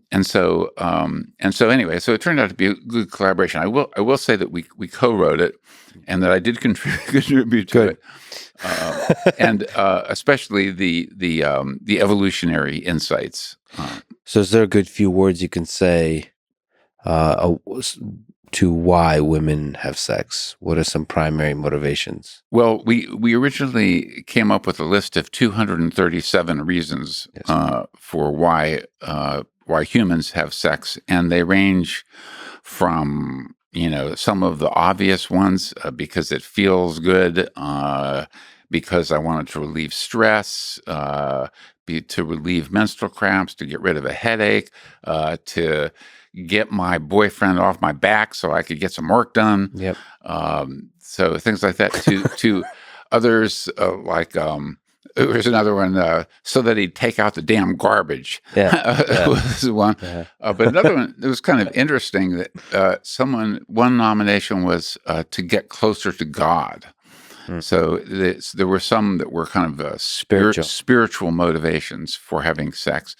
And then some of the nastier ones, like to get revenge on my partner, or to get revenge on a rival. So that's like sleeping with my, rival's boyfriend. Yes. So there's some nasty stuff and some good stuff in there. It's so fascinating because sex has such a powerful role in our psychology, but also in our culture. So you can make significant statements in the status hierarchy. About your the selection of your sexual partner. It's interesting. So it's not just because you're horny; it's all those other kinds of things. Yeah. Well, horniness is one, but there are other reasons. What about different kinds of sex? So what's again? This is not the Humor in Lab podcast. Rough sex versus quote making love. What's the explanation between all of that? All the various kink. Now that's just a basic sort of split, but all the different kinks that humans establish, all the different fantasies and all those kinds of Yeah, things. yeah. Well, that's a complicated question for which I don't think we have sufficient time to get into that No. in detail, and it is complicated because there are some sexual fantasies that sexual fantasies, by the way, I think are a really fascinating window into our sexual psychology, because in a way they're unconstrained by things like rules and norms in society and cultural presses, that you're kind of free to fantasize about whatever you want to fantasize about. So I think it provides an interesting window into human sexuality, and there are some predictable ones, and then there are some also individual or idiosyncratic ones, and the again, there's a fundamental sex difference in this, in that when you talk about like fetishes, or like shoe fetishes, leather fetishes, different types of things, males are much more prone to those than females. Shoe fetish, you said? Shoe fetish, Like foot fetishes? almost all fetishes, males are overrepresented, and I think it's partly because there's some evidence that they're classically conditioned. So I think that first or early sexual experiences that people have kind of condition them to the cues that are present during those early ones. And so if your first sexual experience happened to be, involve visual images of shoes, or you happen to be looking at shoes when you first had sex, it's just an example, or leather, or zippers, or whatever the case is, that people develop these very individualistic sexual turn-ons based on these early sexual experiences. So it could also be, you said have sex, but it could also be sexual feelings, early Yes. sexual feelings, like, because it, Yeah. so I wonder what that is about men, that they have a more, when they first start experiencing sexual feelings, that they're more sensitive to the cues, and those cues somehow have a deep psychological effect on their development of their sexuality. So if they have kinks, that means they're somehow more cue sensitive, and maybe, does it matter if society like slaps them on the wrist for it? Does that help solidify the kinks? Yeah, I don't know about the society slap on the wrist, but I think what it is this. I think this is the evolutionary hypothesis, anyway, about why there's this sex difference, and that is that men are conditioned to anything that's going to lead to sex, because whereas women don't have to be. From male perspective, because of women's greater investment, because the 9-month pregnancy, etc., in order to reproduce, women have to invest this tremendous amount. Men don't. One act of sex can produce an offspring, and so for men, but not for women. And so this huge asymmetry in investment means that the payoff matrix of different sexual strategies differs for the sexes. In that context, women become the valuable and scarce resource over which men compete. So anything that leads to successful sex is going to be selected for. And so men are very sensitive to being sexually conditioned. That's what's called sexual conditioning, to whatever cues are associated with sex happening. From a woman's perspective, sex is not a scarce resource. So a woman could go out here in Austin any night, or probably any day, on 6th Street, and have no problem having sex with a guy within 10 minutes. Mm-hmm. Okay. A guy would have more difficulty. He's not going to go out, unless he's Johnny Depp, or really, really charming. Yeah. Yeah. That's a fascinating dimorphism or asymmetry in our mate selection. What do you think is the effect on this young male brain, but female too, of pornography?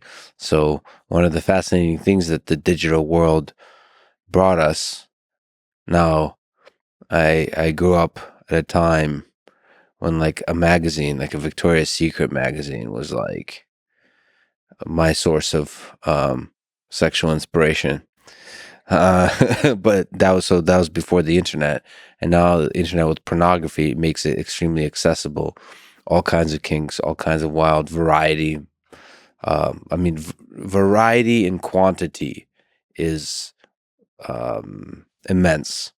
So, what do you think how that affects mate selection, mating, and just the human psychology of the two sexes of the species? Yeah, great question. A big question. So, I mean, we could have a whole podcast just on that, or at least talk for a while about it. So, I'll just say a couple things about that. One is, again, there's a sex difference, and I feel like I'm a broken record here hammering on this, but it So is. a lot of just to actually echo the thing, please be a broken record, because it's interesting. The more we get to the mating, the more there's sex differences present themselves. They surface. Yeah, that's right. And in many psychological domains, there are no sex differences, or the sexes are very similar. But pornography is consumed about 80% of the consumers are men. So it is very heavily a male consumer industry, if you will. And I think that it can have positive and negative effects depending on the circumstances. So one potential negative effect is that men might develop unrealistic expectations about what sex will be like or should be like in real life. And so I remember actually this. I just heard about this one case of I won't mention any names where a man got married and he had been accustomed to seeing very large breasts in his pornography consumption, and discovered that his wife had what he perceived to be very small breasts. In fact, they were actually just medium size, but because he had been so heavily exposed to pornography and the artificially enhanced breast size that is often depicted in pornography, that he had come to expect something that was unrealistic. In this case, not leading. That's not the way to lead off to a great sex life with your wife, by being disappointed in her breast size.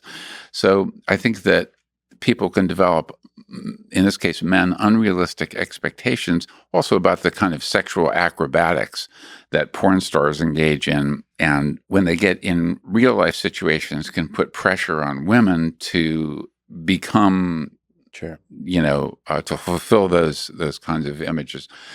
But the other kind of detrimental effect that it has is, and this is something that is emerging culturally, is I think it has a dampening effect on men's pursuit of real life relationships, because in some sense it kind of bleeds off some of that sex drive or sexual desire, sexual energy.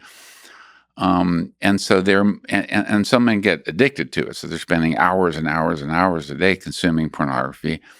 And so I think it can have a detrimental effect on even on men's ambition. yeah. There's something really powerful about that sexual energy. Not to be all like spiritual about it, but it seems like that's somehow correlated with ambition. So like one of the things that pornography can take away is, like, exactly as you said, is your pursuit of love out there, including women, but also love of things, meaning like building awesome epic things. So the love of both bridges and women. Yeah. Bridge building and relationship building. Yeah, there's something about that energy, and also there's a sort of a vicious downward spiral, because it somehow stunts your development because it limits social interaction. That the push and pull of romantic social interaction, it cuts the edge off of that, and it forces you to be to spend way too much time with yourself without the development of that social interaction. Yeah, I don't know, but outside of the expectations and all those kinds of things, it seems to have a detrimental effect on the development of the human mind. Yeah. What is that? I don't because some of that is echoed in, people talk about the metaverse, that some of our life would be in the digital space. And it's like, on one hand, well, if it brings you happiness, if it brings you joy, short term and long term, why is the metaverse not the same or better than the real world? But there is something still missing. And what is that? Um, Something of the pleasure you feel with porn is still missing. It's really not representing some of the fundamental pleasure you feel when you interact with real people. And that could be just the growth you experience. Like, real people can reject you. The challenge, again, the push and pull, all of that, the dance of human relations. Yeah, and the exploration of your sexuality. So on porn, you can kind of passively explore because you can see, as you mentioned, a wide variety of things, and people do that. But in terms of exploring your own sexuality, I think there's no replacement for a real human being. So you've written about violence, and here we're talking about porn and sex. I don't know if you have thoughts on this, but I'd love to ask your opinion on, quote, incels. So here I would like to quote Wikipedia, that define incels as members of an online subculture of people who define themselves as unable to get a romantic or sexual partner despite desiring one. They also write, now I don't know if Wikipedia is the accurate source about incels, but here it is. They write, quote, at least 8 mass murders resulting in a total of 61 deaths have been committed since 2014 by men who have either self-identified as incels or who had mentioned incel-related names and writings in their private writings or internet postings. Incel communities have been criticized by researchers and the media for being misogynistic, encouraging violence, spreading extremist views, and radicalizing their members. Is there some insight that you draw from this connection of sex and lack of sex to violence? Well, I think sex and violence are linked in various ways, and it's not just incels. So uh, if you look at serial killers, for example, and this is another thing that true crime is kind of a avocation of mine. I just enjoy reading about true crime and following true crime stories. What's avocation?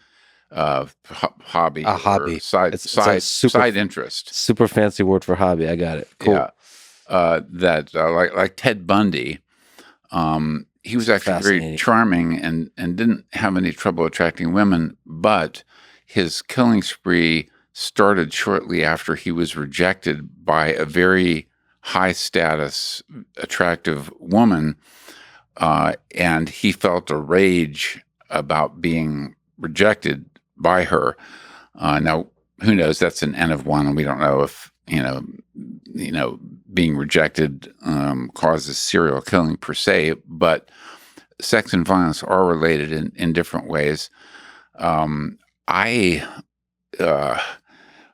argue, and I haven't studied the incel community in detail. I actually have an incoming graduate student who's going to start in the fall who has been studying the incels, and so he'll have a more informed picture. But my attitude is there are ways to improve your mate value. If you're having trouble attracting a mate, there are ways to improve your mate value, because a lot of things that women want in a mate are improvable. Women want guys who are compassionate, who are understanding, who are ambitious, who acquire resources, etc. Who are physically fit. There are things you can do to improve your mate value. And so I would say, rather than I would encourage incels or the incel communities, rather than being hostile toward women or being angry at women, just do things to improve your mate value, and then you will be more successful at attracting women. Yeah, I mean, some of it, that's a fascinating. So your student will be studying that. There's listen, I love the internet. the internet always wins. And there's a fascinating aspect to it, which is just humor. And I'm fascinated by seeing the humor, whether it's 4chan or Reddit and all that kind of stuff, where people maybe will self-identify as incels as a joke, as a kind of basically representing the fact that, it's hard to get women. The struggle, and for women, it's hard to get a mate that they're basically jokingly representing the challenges, the difficulty of the mate selection process, that the desirable group is smaller than the entire group. That's it. And they're joking about it. But then it's interesting how quickly humor, again, a dynamical system, it can turn into anger. And that on the internet is so interesting to watch, like how light trolling is humor, but it can turn into aggression. And I've just seen, it's weird. It's weird how this is true on the internet, but you also just look at the dark aspects of the 20th century that I've been reading a lot about, how kind of light-hearted things turn dark quickly. And it's interesting. I don't know what to make of it, because it's basically sexual frustration that all humans feel. It's, dating in general can turn into anger, can turn into sophisticated philosophical constructs, like about how the world works, of who really is pulling the strings. Right. And that turns some of the worst crimes committed by the Nazis, for example, were by extremely intelligent people that constructed models of how the world works. And there's something about sexual frustration is one of the really powerful forces that could be a catalyst for constructing such models. And once you've done that, shit gets a lot more serious. And it's no longer joke, it's serious. But at the same time, when you just look from the surface, it's kind of jokes. Yeah. It's weird. That's interesting points that you're making. I think that this is one way in which evolution has built into us a feature which is really bad for our overall happiness, and that is that it's created desires that can never be fully met. And that includes in the mating domain. So even with people who are successful in attracting, somewhat desirable mates, maybe they want, Giselle Bundchen or some, they desire things that are women that are higher in mate value, or a larger number of partners than they can successfully attract. And in a way, I mean, these serve as evolution is built into these because they're motivational devices. They motivate us to try to get what we want, but it also makes us miserable, or at least unhappy or dissatisfied, because there are desires that can never be fulfilled.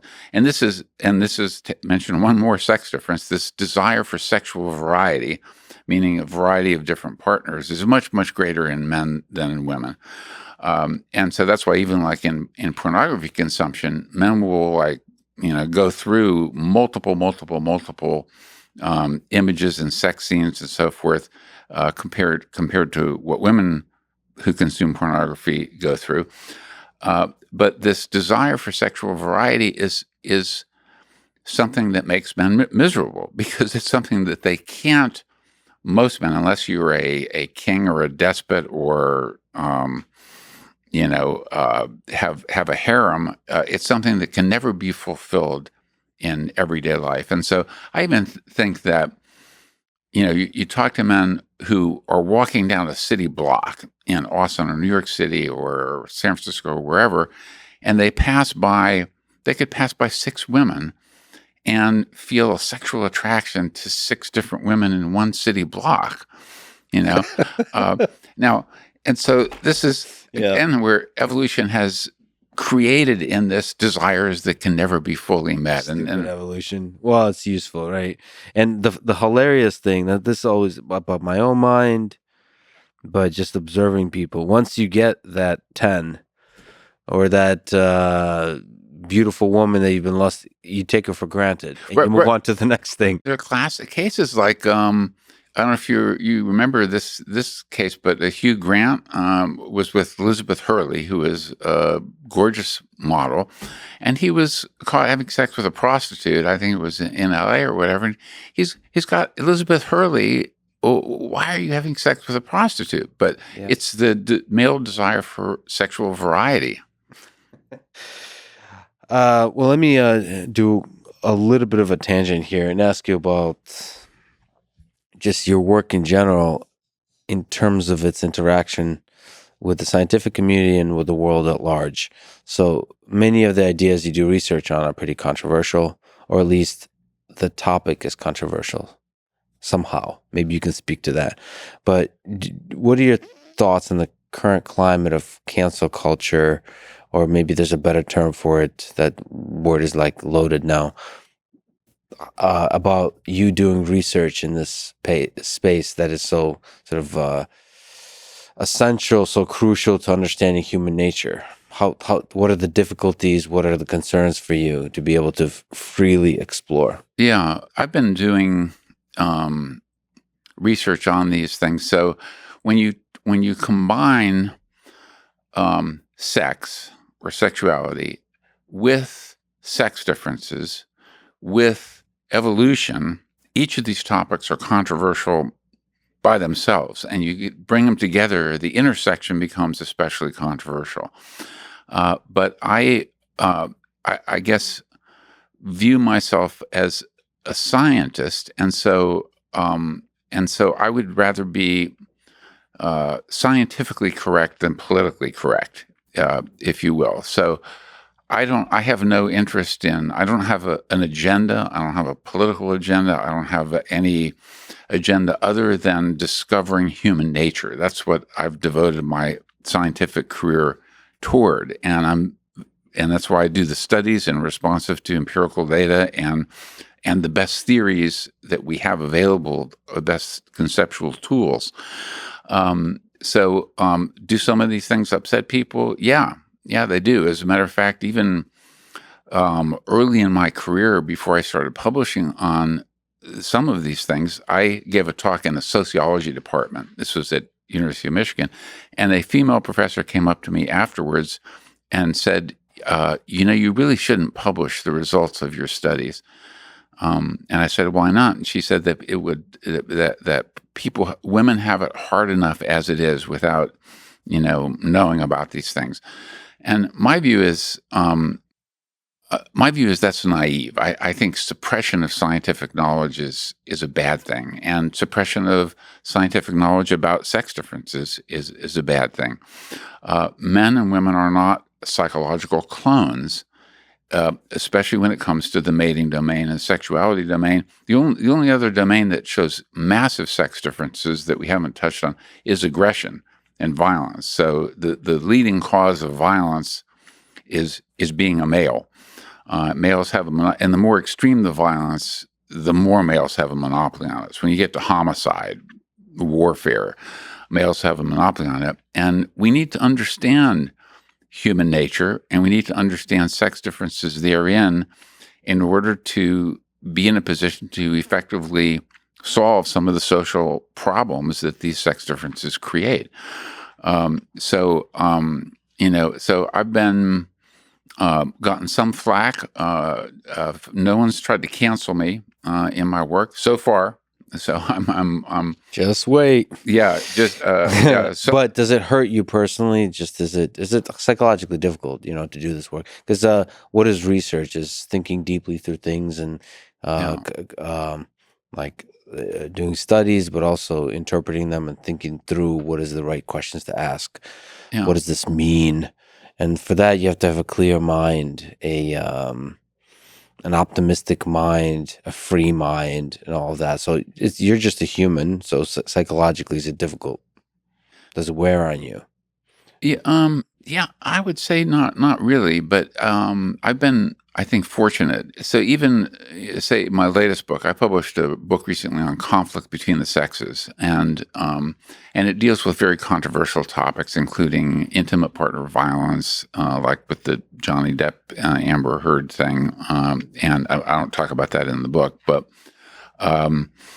And it's been largely well received, and I think partly it's because I am careful in my publications not to endorse it. So one of the common conflations that people make is they think that it's something that you think is good, if you find a sex difference, that there should be a sex difference. This is the is-ought confusion.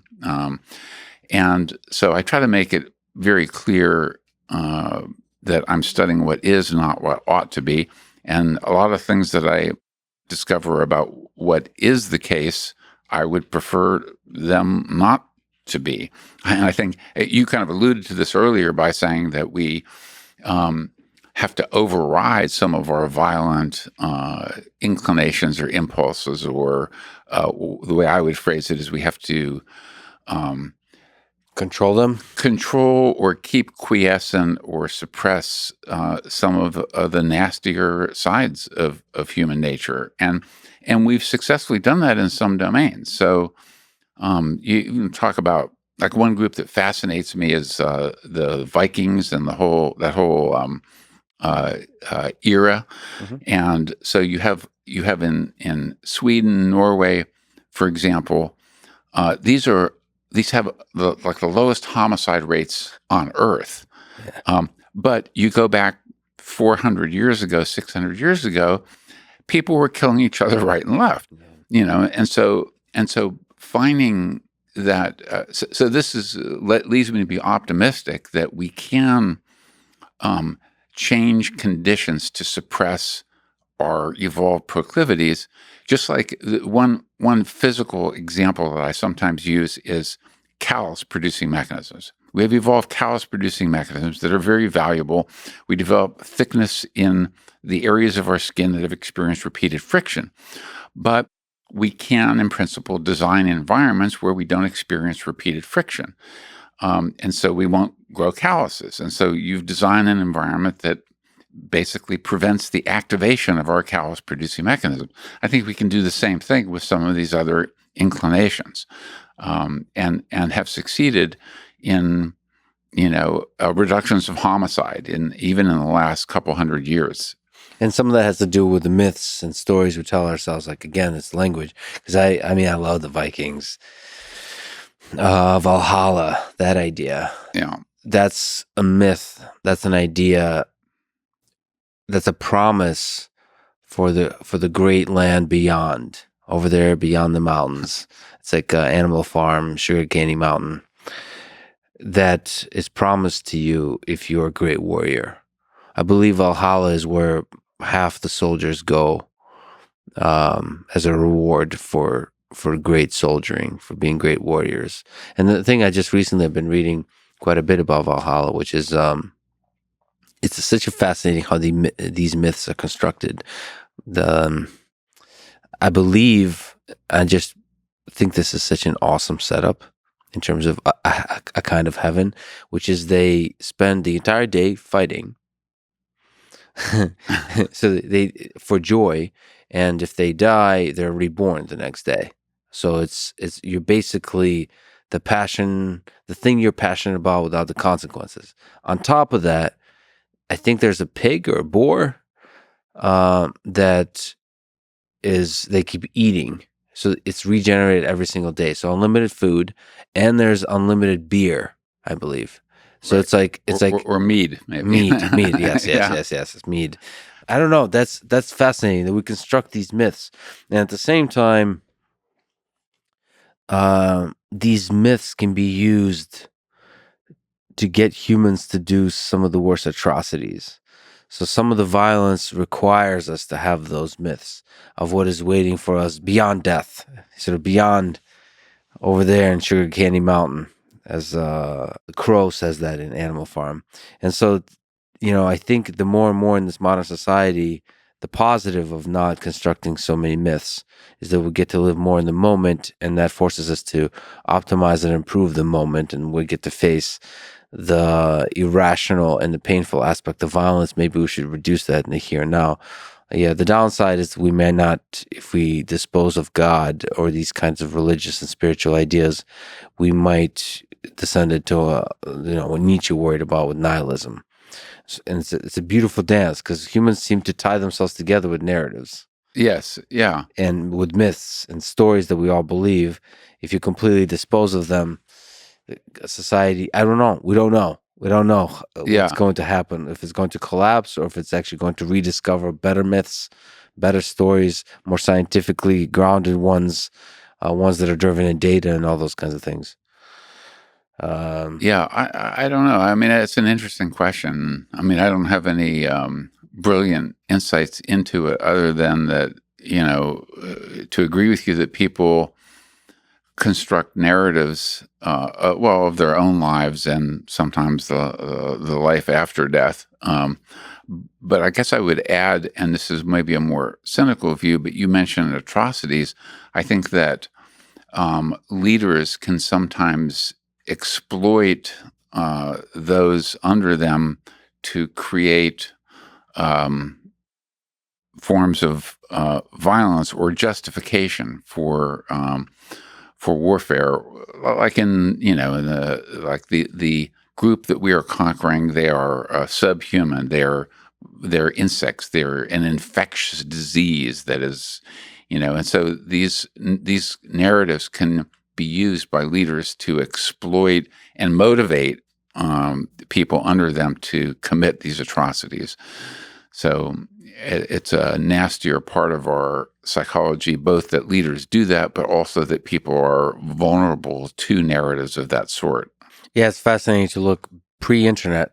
You hope the internet makes us more resistant to that, which I do have probably a question on that. But if you look at just the propaganda machines during World War II, on the Nazi side and on the Soviet side, on every side, but particularly in those two, it's so fascinating both how effective a simple message can be in a leader being able to convince the small inner circle around them, convince themselves, which is fascinating. Propaganda, like you start to believe the propaganda you generate, and then how easily the populace is convincible.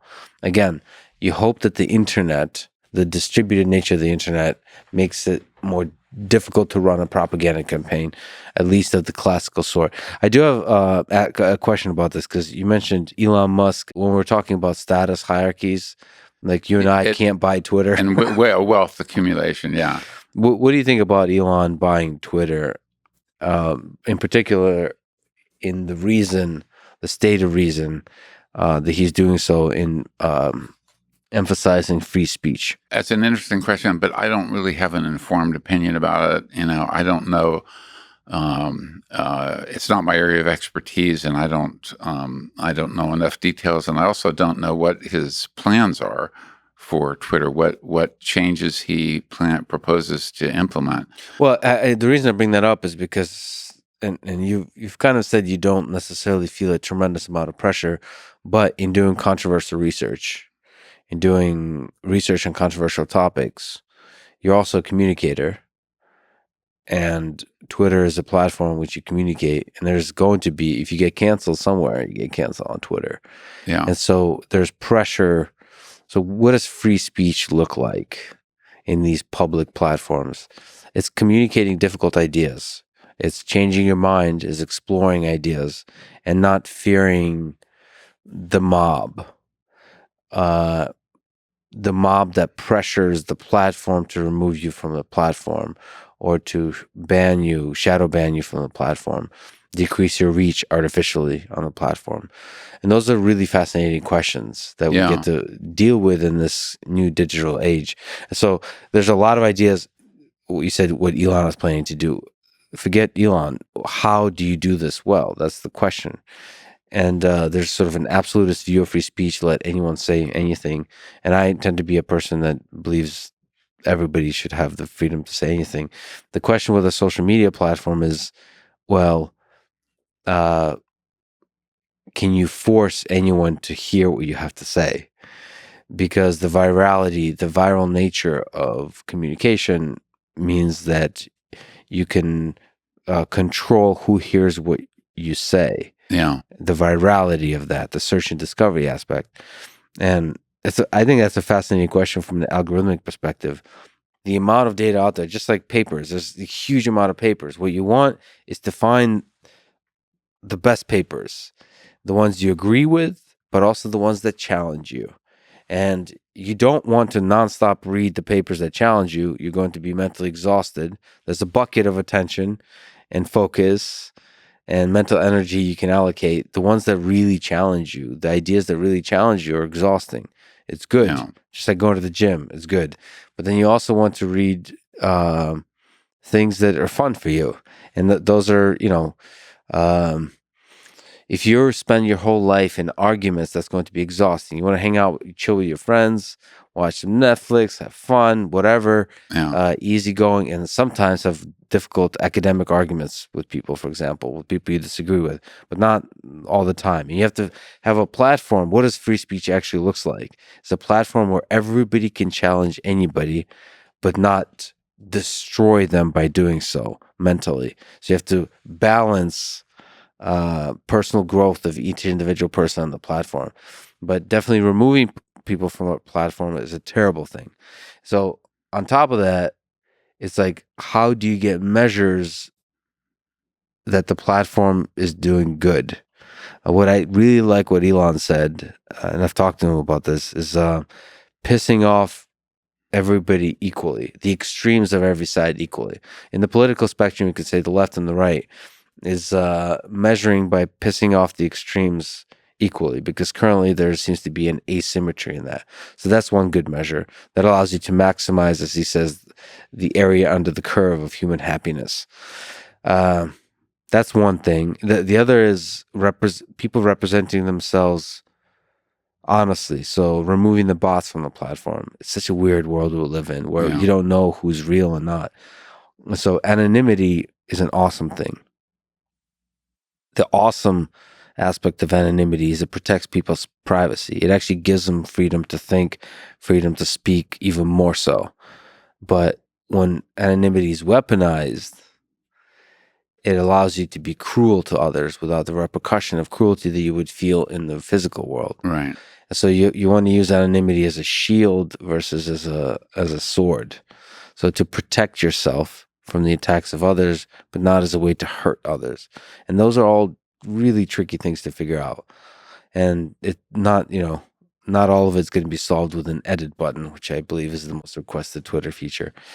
Anyway, I think this is really, I think this is fascinating, not just for people talking about politics, which is what everyone seems to care about, but also for science, for people challenging each other in the scientific domain. Because I at least have hope for scientific communication where people can start playing around with different mediums of communication. So not just academic papers, but just ideas, playing with those ideas. Yeah, absolutely. Especially when you have, so evolutionary psychology, well, no, it can be super high turnover rate of importance. But, you have with COVID, it seems like the progress of science and scientific debate is most powerful in that context if it's done really quickly. And it feels like Twitter, like most of the best things I've learned about COVID and to stay up to date was on Twitter. Yeah. It's so exciting to see science happening so quickly in all kinds of domains there. And that was great. But then you step in with labels of what's misinformation. You have this kind of conformity seeking labels of what is true and not, which is a very unscientific thing to me, in the name of protecting the populace. It's a weird impulse that people have, which is, well, here's an organization, here's an institution that is a possessor of the truth, and everybody else is untrue. Now, a lot of the time, maybe majority of the time, that institution is going to be correct. This consensus is the consensus because it's usually correct. But the biggest ideas are going to be against the consensus. And certainly that's true in evolutionary psychology, where it seems like, is the cake even baked yet? It feels like there's a lot of turmoil in terms of figuring out human psychology. Well, there's a lot that we don't know. I mean, if human psychology, if it were a simple thing and we only had, 3 or half a dozen psychological adaptations, we would have discovered all of them by now. It's that it's so complex, multifaceted, multi-mechanism part that describes human nature that it was what makes it exciting, but also the amount that we know is small compared to the amount that we don't know. And so that's why you have to approach these things with a certain humility. And that's why even like in the mating and sexuality domain, which I've been studying for a number of years, I keep coming across things that I don't know, questions that are unanswered, which makes it exciting from my perspective. I mean, that's what the joy is of being a scientist. You mentioned, I got to return real quick to Ted Bundy. You mentioned you have you've written about murder and violence, right, in a long distant past, but the thread runs through your work today. Who to you is the most fascinating serial killer of the true crime? Things that you've explored. I think, well, Ted Bundy's way up there. I think Charles Manson and is another. Have you seen on Ted Bundy? Because I find him super fascinating. No. Have you seen? There's a lot of movies on him. Extremely wicked, shockingly evil and vile. It's a retelling of his life from the perspective of his long-term girlfriend. No, I have not seen that one which ties together a lot of our conversation. So it's probably my favorite one. A lot of people say it's the best movie on Ted Bundy, so you should definitely watch it. I will. I recommend it to others, but it's from a perspective of the relationship, and it just one of the really powerful windows into a serial killer that I saw there is that from the perspective of the relationship, you can have just this healthy looking relationship. Yeah, there's some fights and so on, but the usual dating and all that kind of stuff was all there. So all the murders he was doing, he had a long-term girlfriend throughout all of that.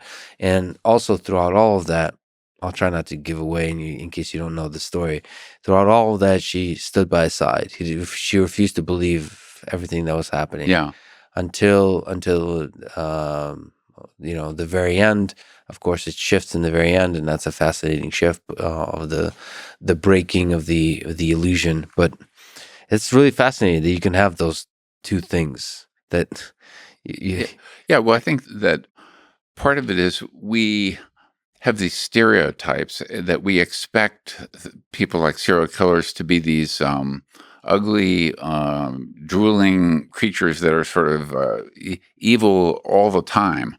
And so that's why even like you had, I don't know if I'm remembering this correctly, but like Stalin, who killed, millions of people, apparently like loved his kids and loved his family and people. So we have, that's part of the complication, the complexity of human nature and human psychology is we don't have just this one, this one property that dictates how we behave in all circumstances. Yeah, the devil is going to be charismatic. That's why that's one of the things I've learned about just looking at evil people, looking at Jeffrey Epstein, who seemed to have hoodwinked quite a lot of people. Yes. Yeah, that's another fascinating case. Yeah, he wasn't a serial killer, but a serial sexual predator. And a lot of people I know and respect didn't see the evil.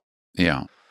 And so I never met the guy, but it's like, are you guys oblivious? Like what was, there must have been something. And from everything I see is purely just charisma. It's the smoke and mirrors. Yeah. That, well, he was a very charming psychopath. Yeah. But I think every psychopath to be effective has to be charming. Yeah. The successful ones. Yeah. Yeah. Successful psychopaths. Oh, yeah. And that was, Ted Bundy was one. He was a good-looking guy, intelligent, and could turn on the charm, and then had this evil. Is there something interesting to be said that I think a large percentage of the fan base, like I've seen numbers like 80% plus, of the fan base for true crime shows is women.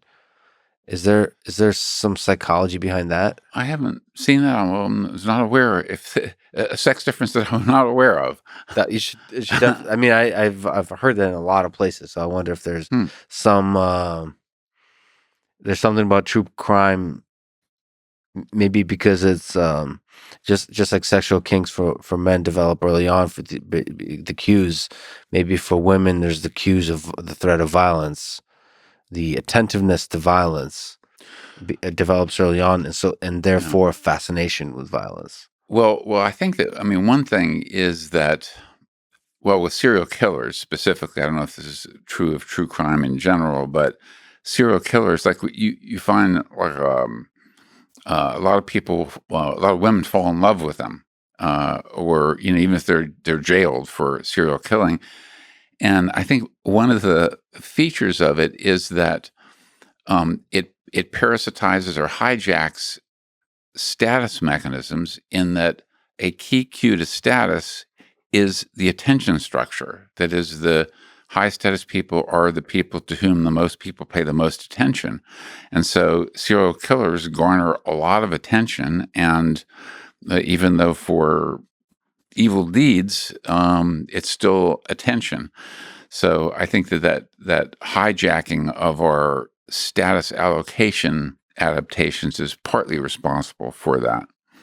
Is there, given the trajectory of your life, you mentioned Berkeley and the East Coast and Michigan, you got everything. Is there, given the trajectory of your life in geography and in science, can you give advice to young folks today, high school, college, thinking about how to make their own trajectory, how to make their own way through life that they can be proud of, either career or just love life or life? Yeah, well, not necessarily on careers, but I can give advice on the mating. Yes. And I think it's one of these things where we have requirements in for the courses that students have to take in high school, for example. And I think there should be a required course on relationships, on mating.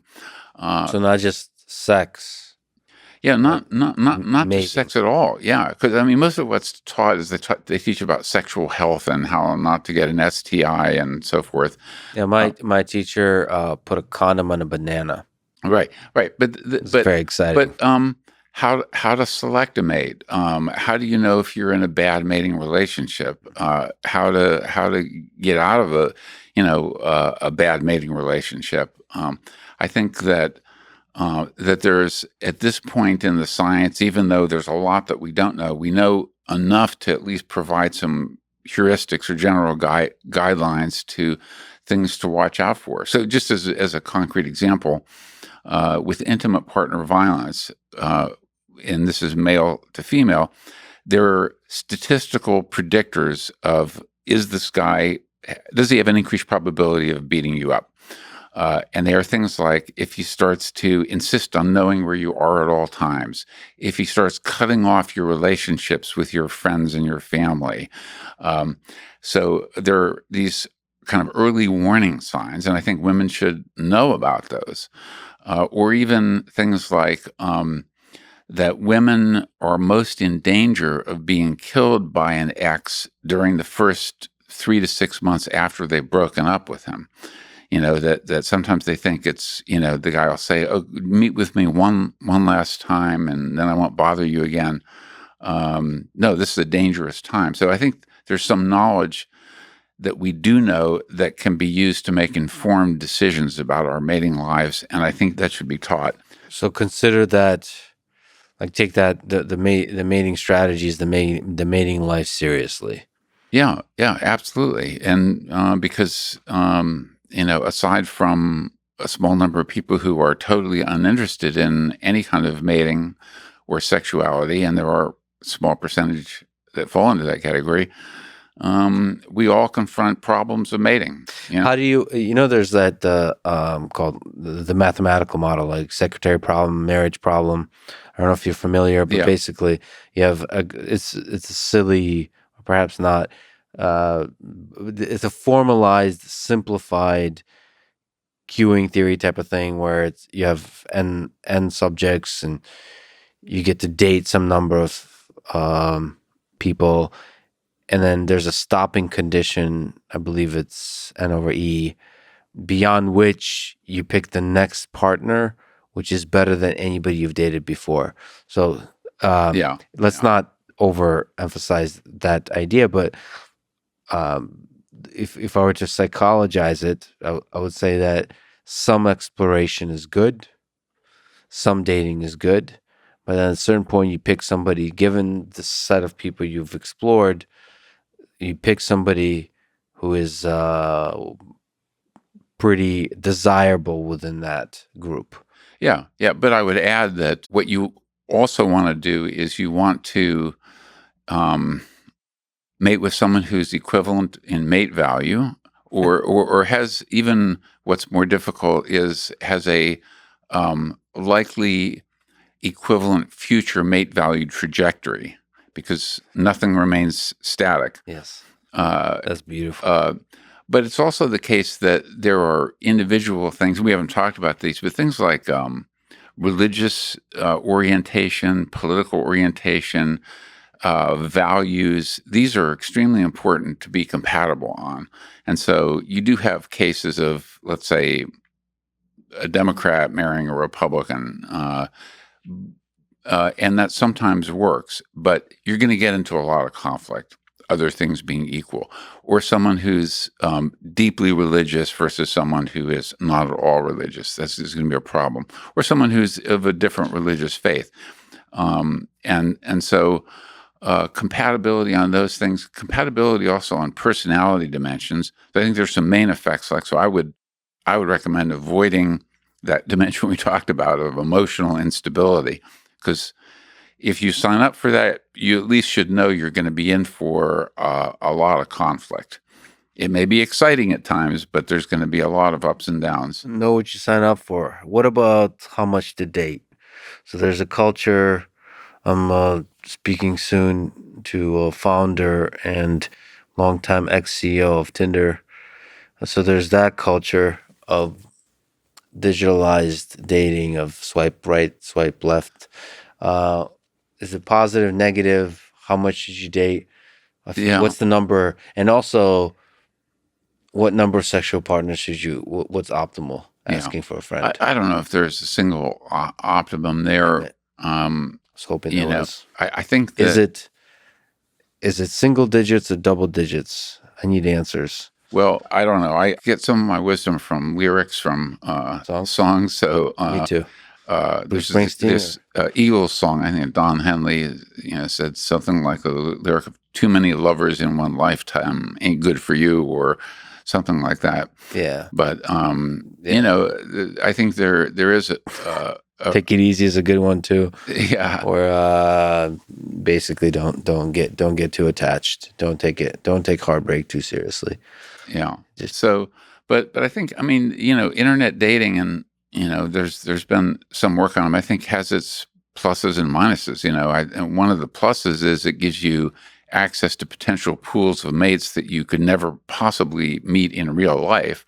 Where mating and dating used to be either people you knew or friends of friends, or you go out to bars or parties. But so that's the good thing. Gives you access to those extended pools, but also it gives people the illusion that there's always someone better out there for you, someone who's just a little more attractive, a little more compatible, a little more.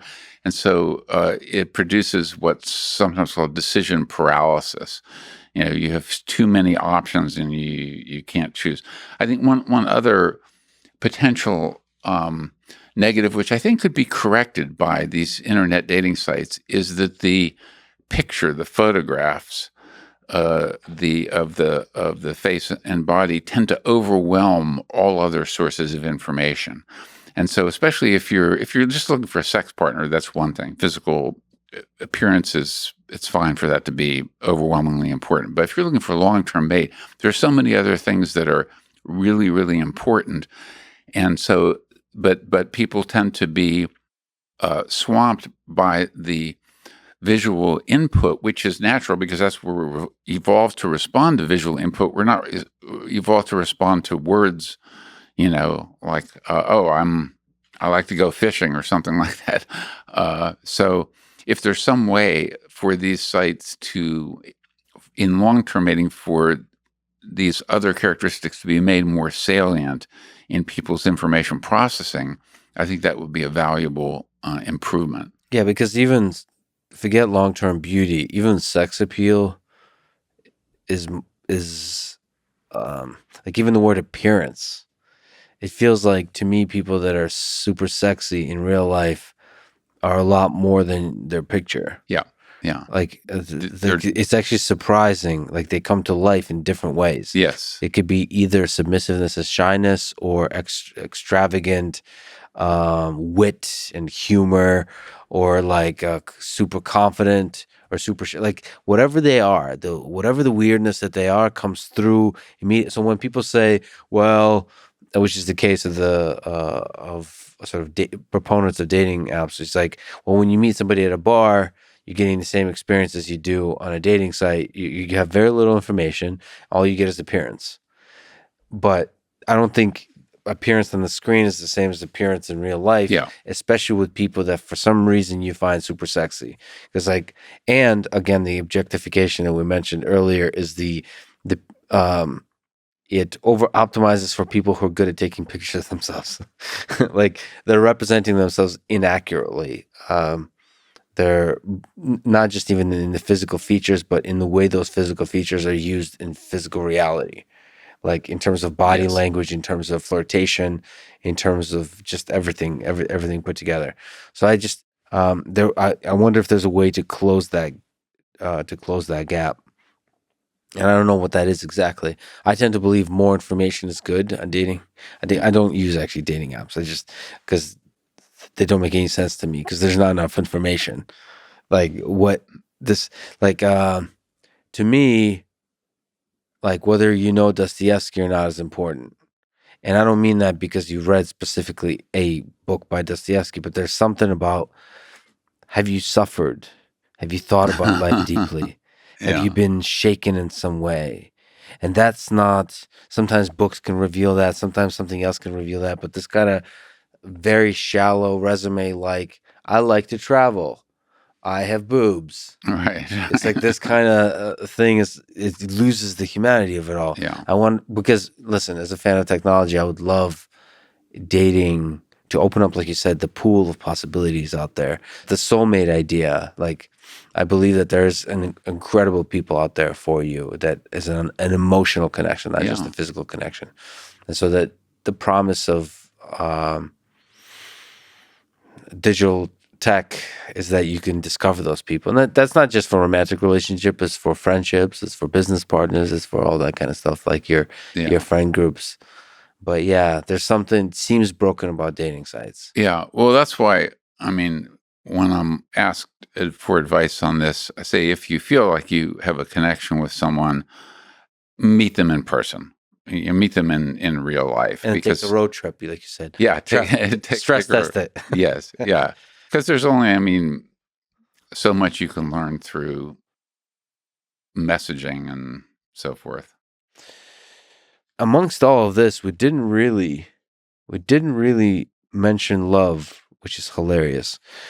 So let me ask you, in the last just few questions, what's the role of love in all of this in the human condition? So if we talked about mating, we talked about mate selection, we talked about all the things we find attractive in a mate, the status hierarchies and all that kind of stuff.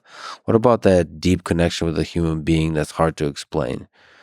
Well, we talked about it a little bit, but so if we're talking about love, like romantic love, I think it's an evolved emotion that evolved in part to solidify long-term pair bonds, and is different from the love of a parent for a child, or brotherly love, or sisterly love, or other friendship love. I think these are different phenomena.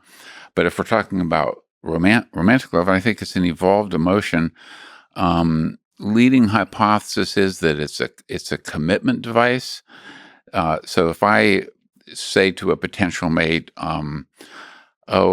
you exceed my minimum thresholds on intelligence and looks. I think we make a good couple. It's a good pickup line. Yeah, it wouldn't do much emotionally, but if you say, I love you, it's I can't stop thinking about you. It's this uncontrollable emotion that I feel toward you. It's a sign that that I'm committed to you, at least for a while. And I'm not going to abandon you when if you're an 8 and when an 8.5 comes along, I'm not going to drop you and go with the 8.5. Yeah, that's so interesting, but that's it's still the reality of the emotion is there.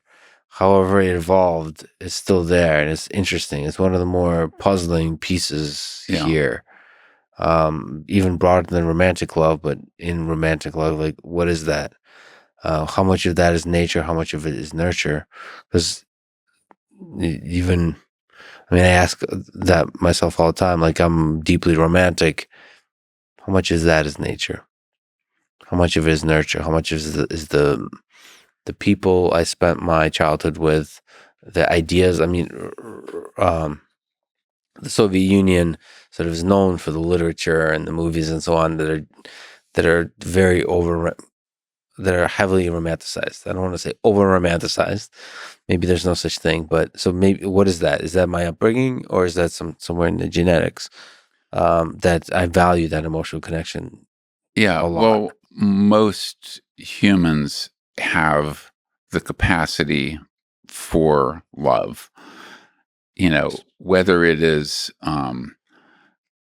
activated in any individual person, such as you or anyone else, it is going to be adjusted or suppressed by different social and cultural and upbringing factors. There are cultures where parents basically lock away girls, they cloister them, and so they can't ever meet anyone else until the parents arrange to marry them. So they override any possibility of love. But I think it's an evolved emotion, and one kind of test of this, and this is just slightly circumstantial evidence, but in China, historically, there have been arranged marriages and then, individual choice marriages. The arranged marriages tend to have higher breakup rates and lower child production than the ones that are sort of voluntarily chosen, so-called I've heard love matches. sort of contrasting stuff from India. I wonder, contrasting where the arranged marriages are longer lasting. It's so interesting because you said China. Yeah, I would love to see the data and the dance of that, because maybe there's a lot of other interesting factors, like how the arranged marriage is arranged. Yes. Is it for the families? Is the interest of the families for some kind of, like in the monarchies, to make agreements to trade resources, or is the interest of the family to maximize the success of the marriage? So compatibility, are they looking for maximize compatibility, or are they looking to maximize resources? Well, historically, it's often been an arrangement where they're trying to maximize the status and power of the alliance with this other extended family. Yes. But that also varies from culture to culture. Like there's the Tiwi culture, where there's the men basically bestow their daughters on other men, and they try to gauge which of these young up and coming men are really going to be chiefs, high status guys, and which ones are going to be losers. And so you have this weird phenomenon. They have polygynous marriage, where a guy will get one daughter bestowed on him, and then other men use that as information that this guy must be rising in status, and so they give their daughters to the guy as well. So the guy might go from like 0 to 7 wives in very short span of time. The rich get richer. That's fascinating. The Game of Thrones, and sex is a part of that game. let me ask you about yourself, your own self, who mentioned Richard Wrangham. Think about mortality. Do you think about your own mortality? Are you afraid of death? Yeah, interesting. I'm not afraid of death. I agree with Richard Wrangham. I'm not eager to leave the party. I don't Yeah. want to leave the party soon. I enjoy life in all of its interesting complexities. I enjoy my scientific work. I enjoy my relationships with other people. I enjoy exploring the universe. So I'm not eager to leave, but I'm not afraid of it. And I think part of that is that I was married for a while, and my wife died prematurely of cancer, and so I spent basically 8 months with her, watching her die after she was diagnosed. And there's some weird. It was a horrible time for me and for her, obviously, but there's some way in which it kind of made it more familiar, so that it's became a lot less frightening. You know, but How did that experience change you?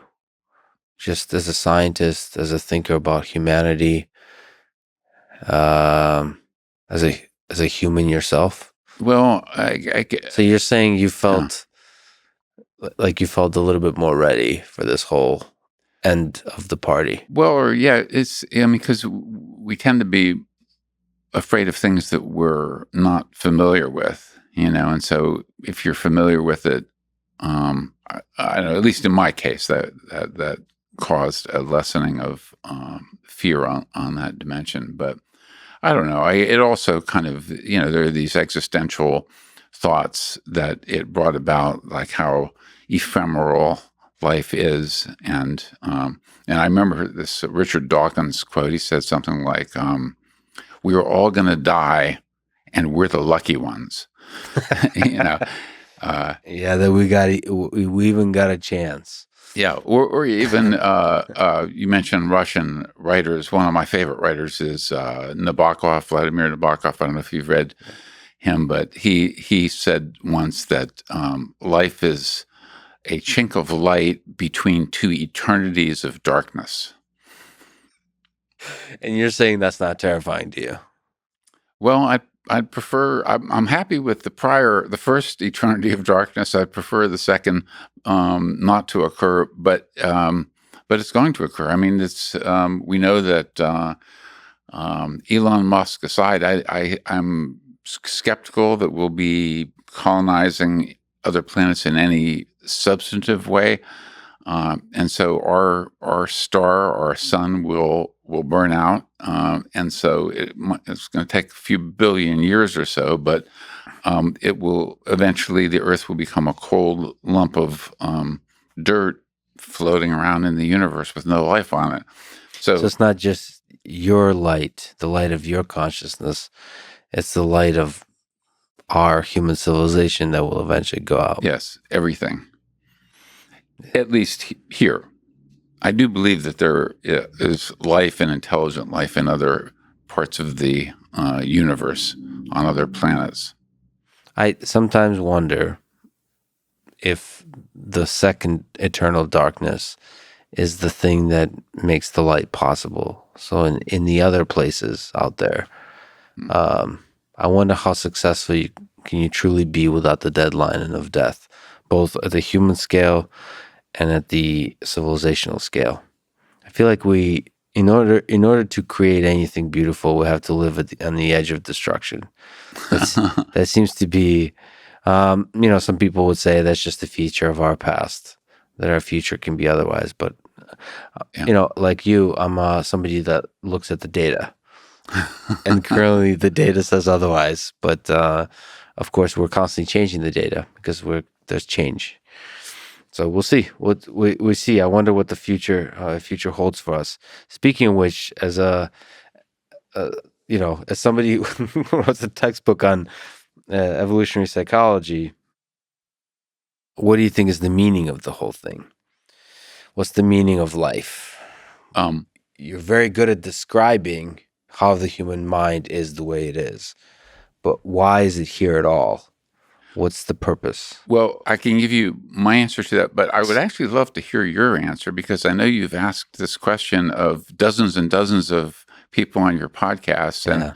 what are your thoughts on that?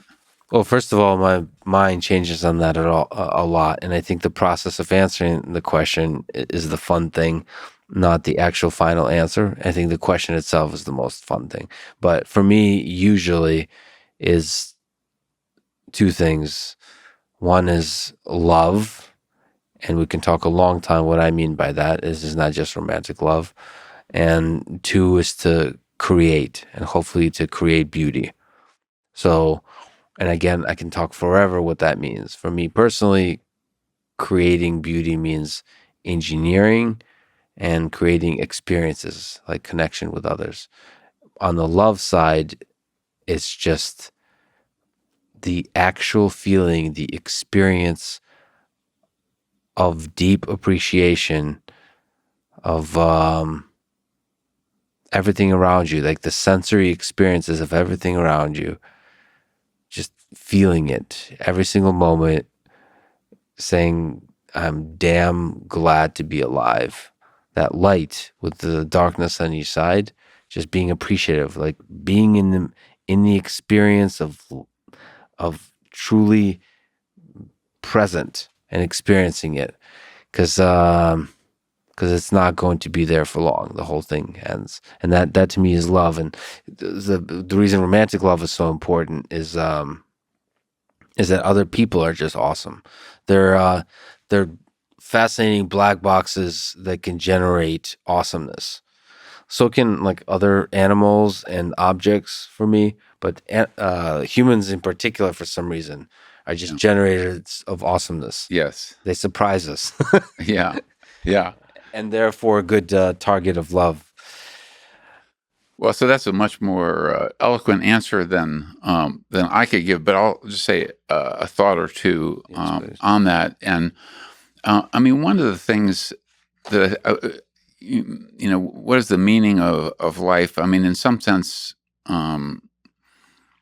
if you're thinking about some eternal purpose, meaning like if we look 5 billion years hence, will any of this mean anything? I think the answer to that is probably no. Okay, but, and this is, I think, where my answer would concur with yours, is that I think we have a rich, evolved psychology that contains many complex adaptations. And at any one moment in time, most are quiescent, most are not activated.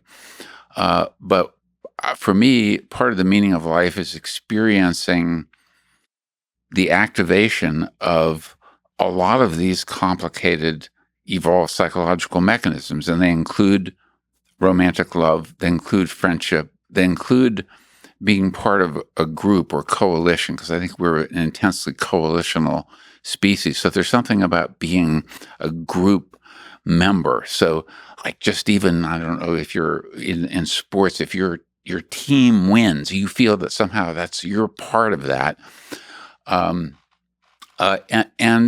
But this goes for both the positive and the darker sides of things. So for example, warfare.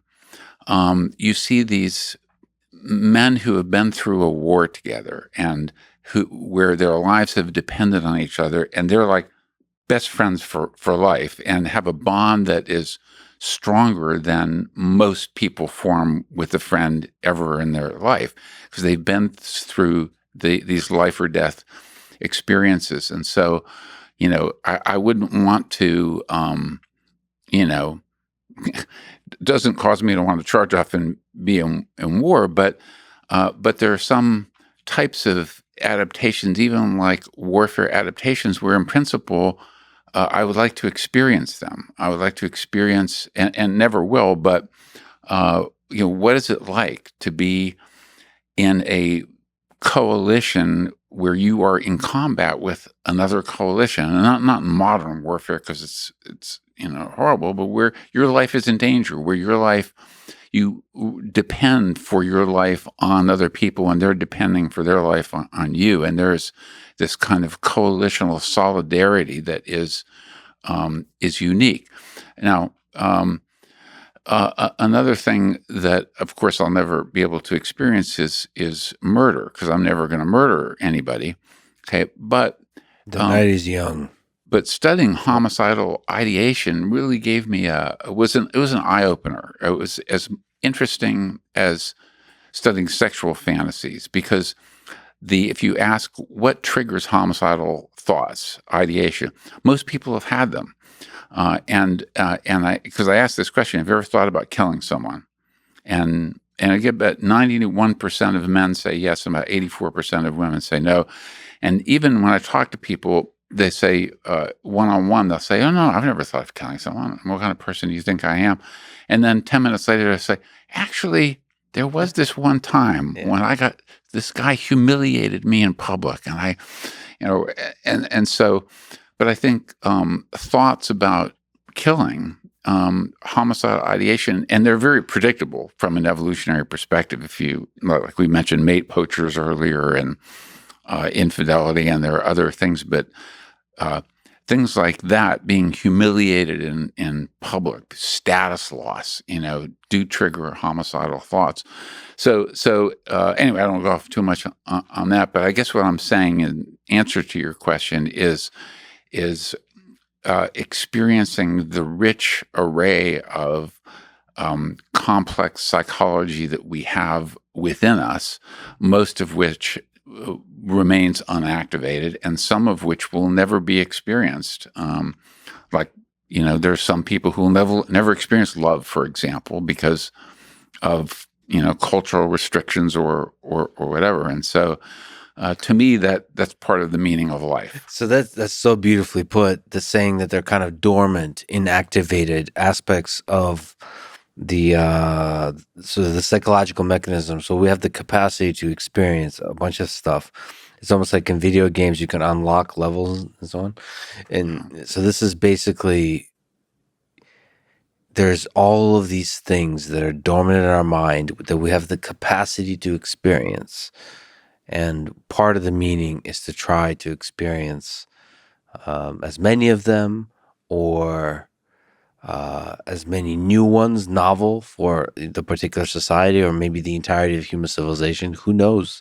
Psychedelic drugs, like you said, violence, experiences that might have to do with brain-computer interfaces. The interaction with all of those are experiences. And so the question is, what is the ceiling? What are, how infinite or nearly infinite is the capacity of the human mind to experience all those things? And we'll get to discover those things. So I'm glad you never got a chance and never will get a chance to murder. But I just want to put it on record that that's definitely something on my bucket list. Why do you think I dress like this? No. Anyway, there is something appealing. Like, one of my favorite movies is Leon, the Professional. Oh, I love that movie. What is that? Why is that so exciting? Listen, maybe it's the OCD thing, like killing other bad guys. Right. No women, no children. No women, no children. Also loving that with Natalie Portman. Natalie Portman, incredible actress. Also the complex, whatever that is, the fatherly or romantic, whatever that is, like Lolita type of thing. I don't know what. I've never read a PhD thesis on that interpretation of that movie, but that's a fascinating one. Violence and love and sex. That's what makes life worth living. That's what makes it fun. David, you're an incredible person, incredible scientist. It's a huge honor to share a city with you. Or I'm the visitor.